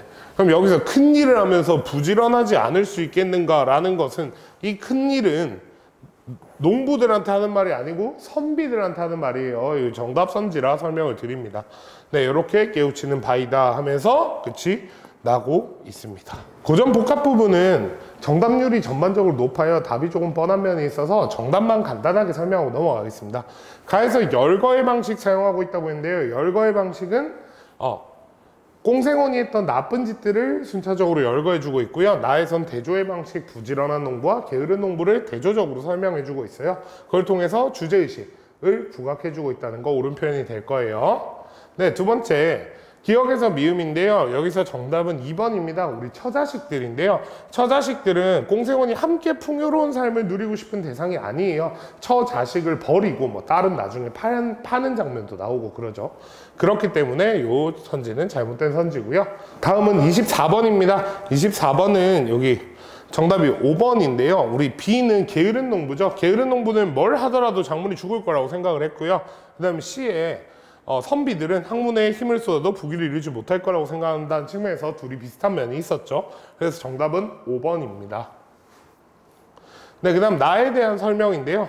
나에 대한 설명에서 글쓴이의 주장과 반박을 제시한다 그랬는데 글쓴이의 주장만 나오고 있어요. 특별히 반박이 나오거나 상반된 입장이 등장하지 않기 때문에 정답은 2번입니다. 네, 26번은 보기와 관련된 문제인데요. 이 보기에 관련된 문제 한번 보도록 하죠. 네, 여기서 정답은 5번인데요. 가의 일가와 친구에게서 소외당한 꽁생원의 말로 해서 무책임한 삶에 대한 경계가 드러나는 건 옳은 표현이에요. 근데 나에서 큰 일을 하면서 부지런하기를 촉구한 데서 게으른 농부에 대한 권면이 나타난다 그랬는데요. 큰 일을 하면서 부지런하기를 촉구하는 대상은 큰 일은 선비였죠. 그러니까 게으른 농부에 대한 권면이 아니라 게으른 선비들에 대한 권면이라고 보셔야 되겠습니다. 네, 다음으로 넘어가겠습니다. 현대 소설입니다. 아버지의 땅인데요. 이 소설은 우리 수능특강에 갈래복합 맨 뒤에 있어서 사실 우리 학생들이 아직 끝까지 못 본 경우들이 좀 있을 것 같아요. 그래서 연계소설이긴 합니다. 그래서 이거는 연계라는 걸 좀 알고 계시면 내용을 대강만 숙지하고 계셔도 좀 도움이 되는 작품이거든요. 왜냐하면 이 작품이 아버지에 대한 이해를 하는 작품이에요. 그걸 이제 여기 글에서는 재인식이라는 표현으로 설명을 해주고 있거든요. 근데 여기에 환영이나 상상이 좀 섞여 있어서 그런 부분들을 조금 이해하는데 어려움이 있었다. 그래서 소설이 처음 읽어보면 조금 어려운 면이 있어요. 그래서 한번 읽어보도록 하겠습니다. 어머니의 변명은 끝끝내 내 마음을 어루만져주지 못했다. 그 후로 나는 좀처럼 아버지에 대한 이해를 꺼내지 않게 되었다. 아버지의 죄, 아버지가 뭔가 죄를 지었나 봐요. 그래서 그녀의 한마디는 어떤 한마디였다? 아버지의 죄를 순순히 시인하는 그녀의 한마디였어요. 내게는 엄청난 충격이에요. 나한테는 트라우마로 담아있는 일입니다. 아버지는. 그래서 바로 그 순간부터 나는 그 아버지의 죄라는 것을 내 스스로 함께 나누어지고 만 느낌이었다. 그러니까 아버지에 대한 어떤 감정이 나한테 죄책감으로 다가왔던 거예요. 그래서 나는 아버지의 죄를 받아서 나이에 걸맞지 않게 어두운 아이가 되어버린 거예요. 그리고 그때부터 아버지의 무서운 환영은 저주처럼, 아버지의 환영을 제가 이렇게 좀 표시를 해가 볼게요. 저주처럼 내 곁을 따라다니기 시작했다. 그래서 나를 쏘아보고 있었고 숨어 있었고, 그래서 나는 어떻게 느낀 거야? 아버지가 나한테는 죄책감이 되고 두려움이 된 거예요. 그러니까 이해를 하는 거야, 못하는 거야? 이해를 못하는 영역에 들어있는 거죠. 그죠? 그래서 그 사내는 계속 나를 쏟아보고 있고 어쩌고 하면서 죄책감, 불길한 예감, 죄악감 이런 표현들로 아버지에 대한 나의 감정을 표현하고 있어요.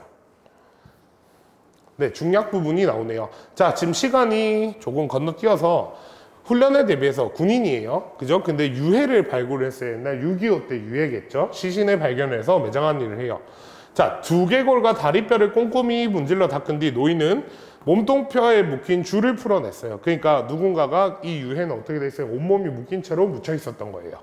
네, 좀 되게 절망적으로 돌아가신 거겠죠. 금방이라도 쩔꺽쩔꺽 쇳소리를 내뜨던 철사줄은 싱싱하게 살아있었다. 살을 녹이고 뼈까지도 녹슬게 만든 그 오랜 시간과 땅 밑의 어둠을 끝끝내 견뎌냈고 그렇듯 시퍼렇게 되살아나오는 그것의 놀라운 끈질김과 냉혹성이 언뜻 소름 끼치도록 무서운 줄 느끼겠다. 나는 이 유해를 보면서 무서움을 느끼고 있어요.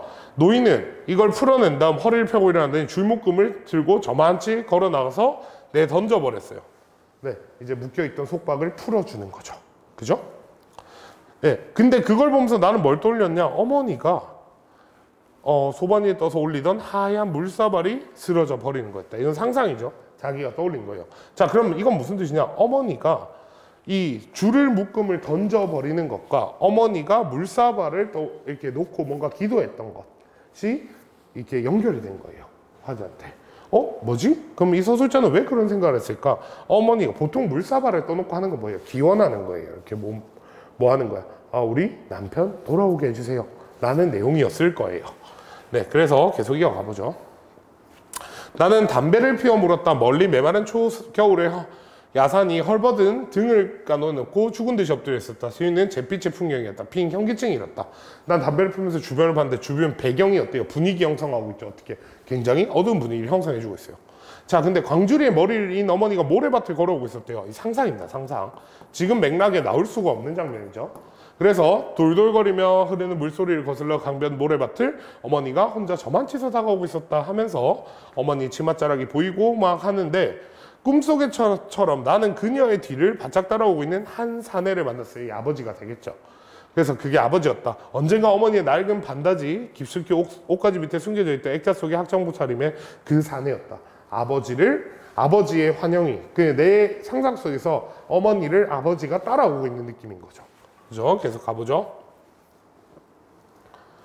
네, 나를 어머니 뱃속에 남겨놓은 채 이런 거 이제 유복자라 그러죠. 네, 어느 바람이 몹시 부는 날 밤 지리산인가 어딘가로 가버렸대요. 그래서 나는 아버지를 본 적이 없어요.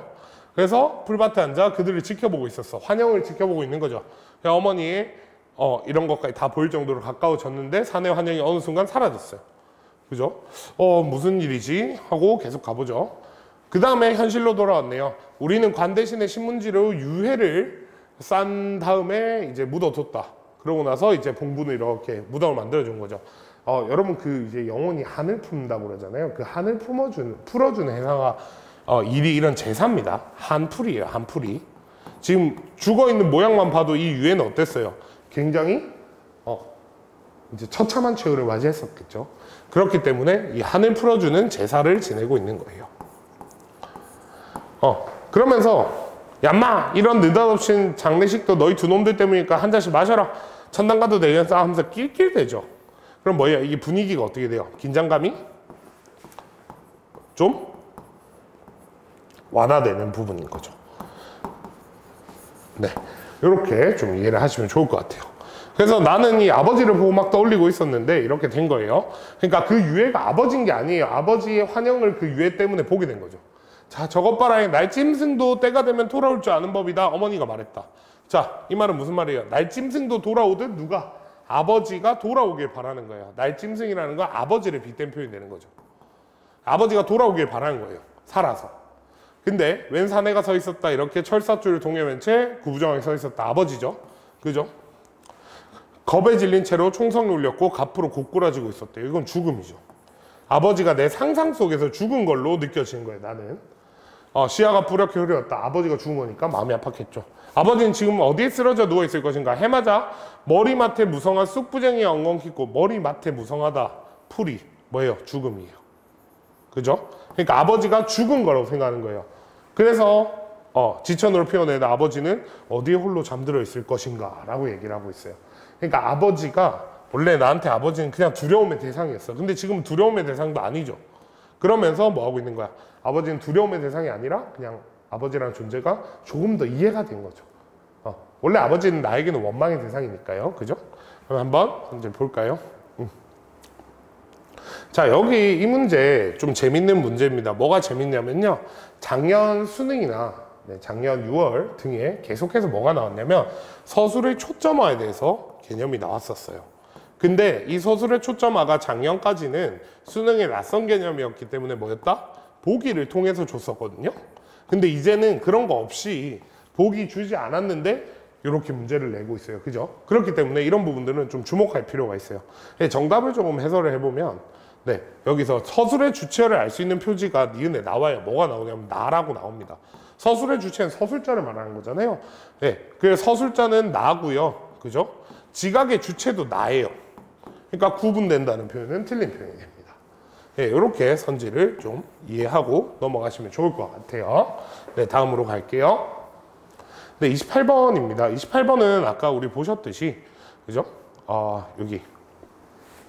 A와 B의 서사적 기능인데, A는 긴장감을 만들고 B는 완화시킨다. 이 부분은 뭐 어렵지 않게 본문 해설을 들으셨으면 이해하실 수 있을 것 같아서 3번으로 넘어가도록 하겠습니다. 가와 나에 대한 설명이에요. 그죠? 그러면 여기 가는 이제 날짐승, 살아오기를 바라는 거였고, 나에서는 이제 그 풀들, 엉컹키랑 이런 거였죠. 그런 것들은 죽음을 상상하는 거였어요. 그래서 나에서 연상된 상황, 죽음이 현실화가 되면 이제 돌아오기를 바라는, 생환을 바라는 염원은 사라지게 되겠죠. 정답입니다. 이렇게 확인하시고요.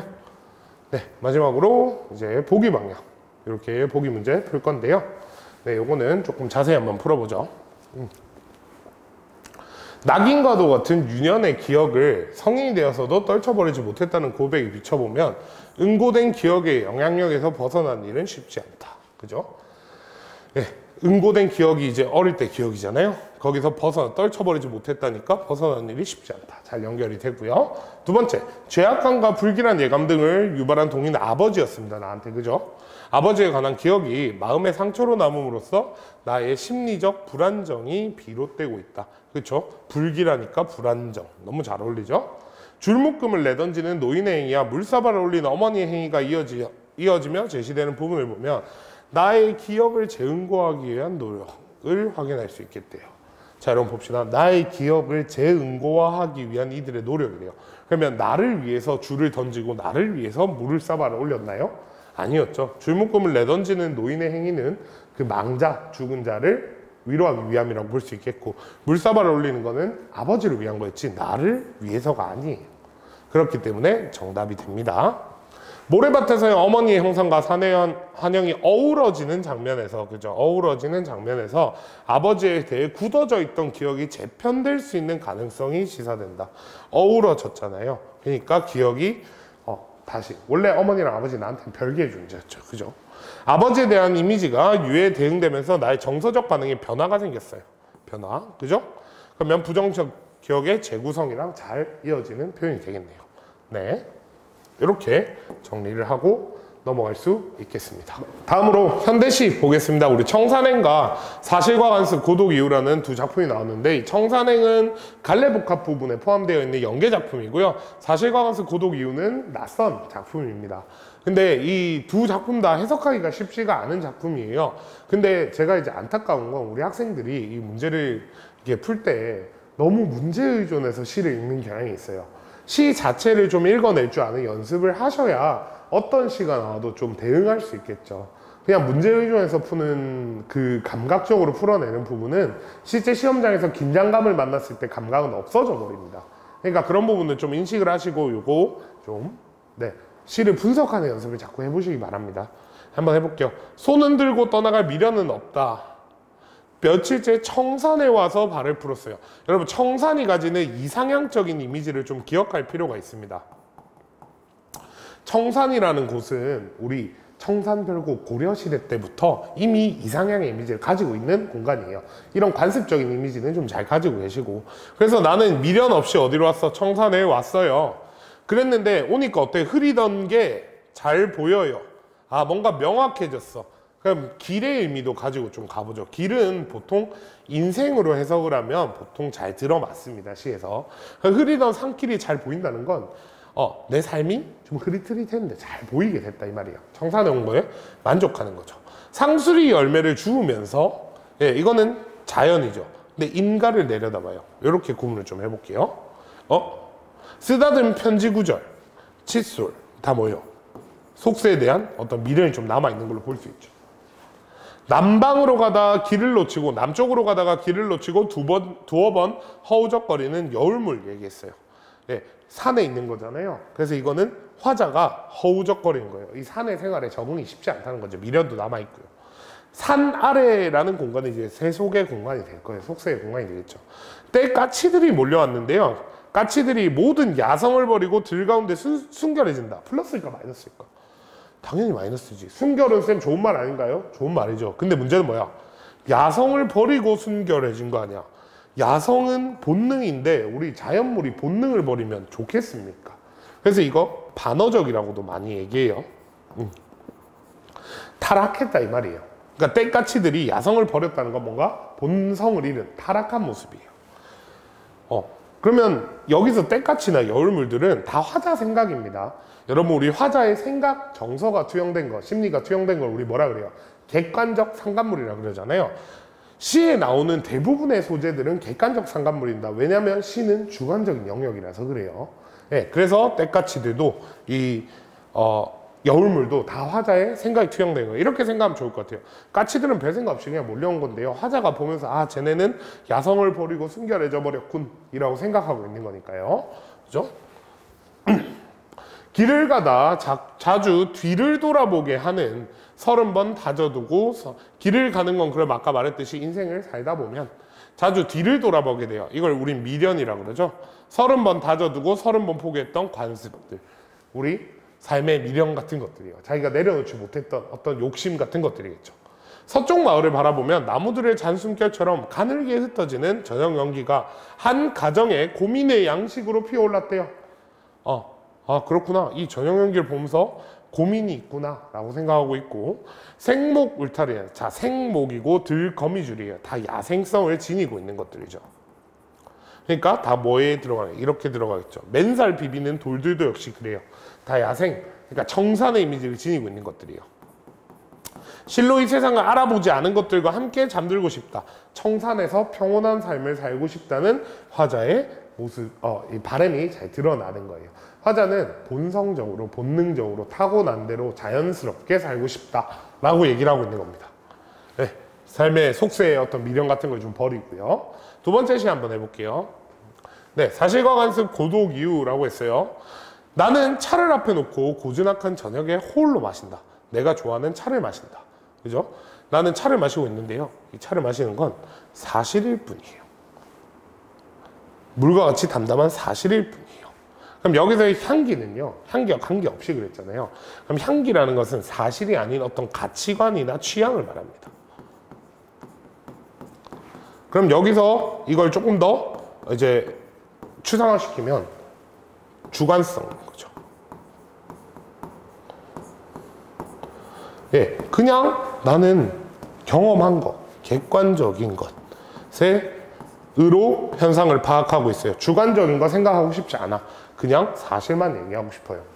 가보죠. 누구의 시킴을 받아서 참새 한 마리가 땅에 떨어지는 것도 아니고, 자, 만약에 참새 한 마리가 갑자기 땅에 떨어진다면 뭐 인간의 짓이라고 볼 수도 있겠죠.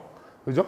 그렇지만 누구의 손으로 들고 칼을 어여삐 갖고 온 것도 아니다. 이것도 뭐 인간이 한 거다 이렇게 얘기할 수도 있는데, 이 보기를 보면서 이걸 보면서 이제 절대자, 신이라는 관념을 받아들이셔야 돼요. 절대자라고 나오죠, 보기에서는.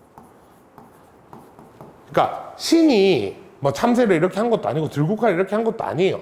차를 마시는 것은 이와 같이 스스로 주체적이어야 돼요. 다만 사실이면 또 관습이에요. 그러니까 사실과 관습은 같은 맥락이죠. 나의 고즈넉한 관습이다. 그럼 뭐야? 그냥 나는 사실 그대로를 받아들이고 싶지, 더 이상 신의 섭리로 세상을 바라보지 않겠다는 거예요.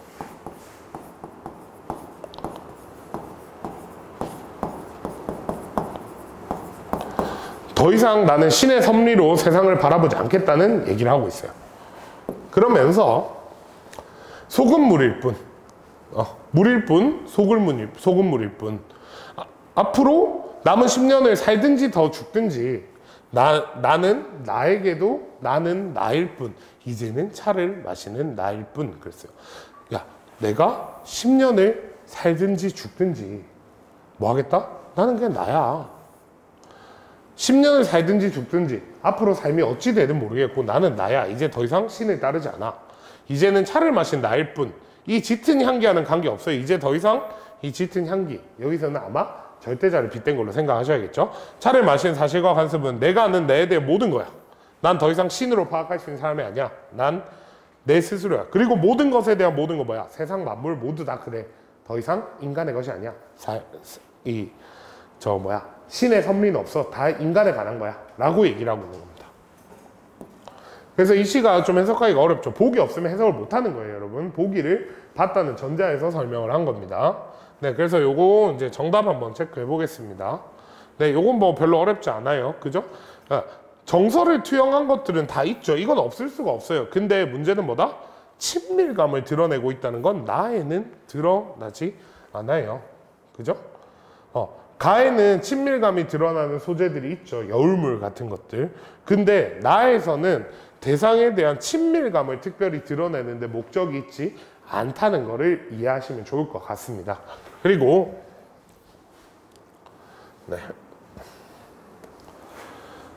A는 이제 우리 관습과 관련된 것들이죠. 그래서 요거를 예를 조금 해보면 A는 30번 다져두고 30번 포기한 것이라는 점에서 내면의 갈등, 속세에 대한 미련, 갈등을 얘기하는 건데 고즈넉한 상황에서 일어난 담담한 사실이라는 측면에서 평정함, 평정은 마음이 평온한 걸 얘기하는 거예요.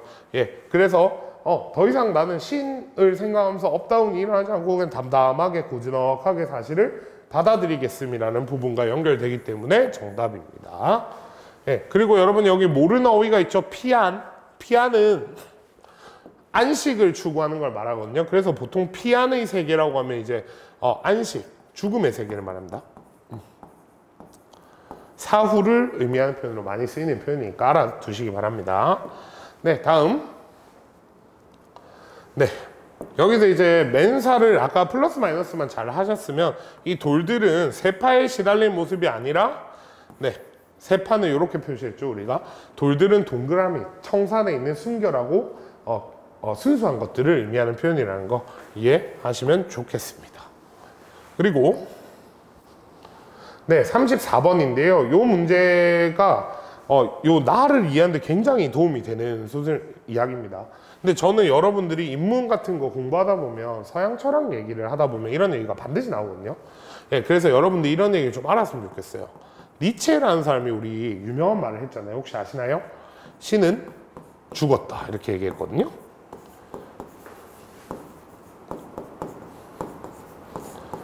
굉장히 유명한 구절을 한 번쯤 들어보셨을 거예요. 근데 니체가 신은 죽었다라고 선언한 게 내가 가가지고 신을 뭐 이렇게 죽였다 이런 게 아니고요.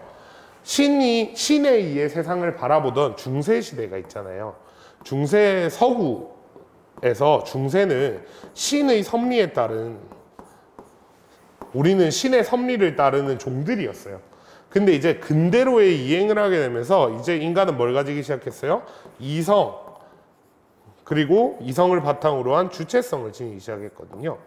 그래서 이 이야기도 결국 무슨 말이에요? 절대자를 통해서 내가 인식을 하고 있었단 말이에요. 그게 뭐다? 신의 섭리를 통해서 이해하던 게 이제는 경험한 사실에 기초한다 라고 했으니까 근대 이성과 주체성으로 바뀌었던 이런 구도랑 비슷한 내용을 담고 있는 시다. 이렇게 이야기를 드릴 수가 있을 것 같아요. 이 정도 관념은 여러분이 갖고 계시는 게 좋기 때문에 배경지식 삼아 한번 설명을 드렸습니다. 네, 그리고 나서 뭐 가나를 감사한 내용으로 적절하지 않은 것 했는데 여기 이제 3번의 나 때문에 정답이거든요. 앞으로 남은 10년을 더 살든지 죽든지는 절대자에 대해서 회의하고 까지는 맞아요. 그죠? 현실에 얽매이지 않겠다. 제가 이걸 어떻게 설명할까 고민을 많이 했는데요. 현실에 얽매이지 않겠다라고 얘기를 하면 체념적 정서죠. 현실을 이제 더 이상 의식하지 않고 포기하겠다는 거예요. 아니면 달관 정도로, 좋은 말로 하면 달관 정도가 될 거예요. 현실에서 벗어나서 살 거라는 거니까. 근데 문제는 뭐다? 이 보기를 보시면 경험한 사실의 기초에 존재를 인식하겠다 그렇지 세상을 뭐 저버리겠다, 현실을 더 이상 생각하지 않겠다고 얘기하지 않고 있어요. 그래서 답은 3번입니다. 네, 여기서 절대자유 회의하는 건 맞으나 현실에 얽매이지 않겠다는 태도는 적절하지 않다, 이렇게 말씀을 드릴 수 있을 것 같아요. 네, 여기까지 이제 문학 파트를 해설을 마쳤는데요. 네, 여기서 이제 6월 평가원 주요 지문 해설을 마치도록 하겠습니다. 네, 긴 시간 들어주셔서 감사합니다. 여러분들이 9월에는 반드시 6월에 발견했던 어떤 문제점들을 해결해서 진일보하는 시험이 될 수 있길, 그리고 수능이 대박나시기를 기원합니다. 감사합니다.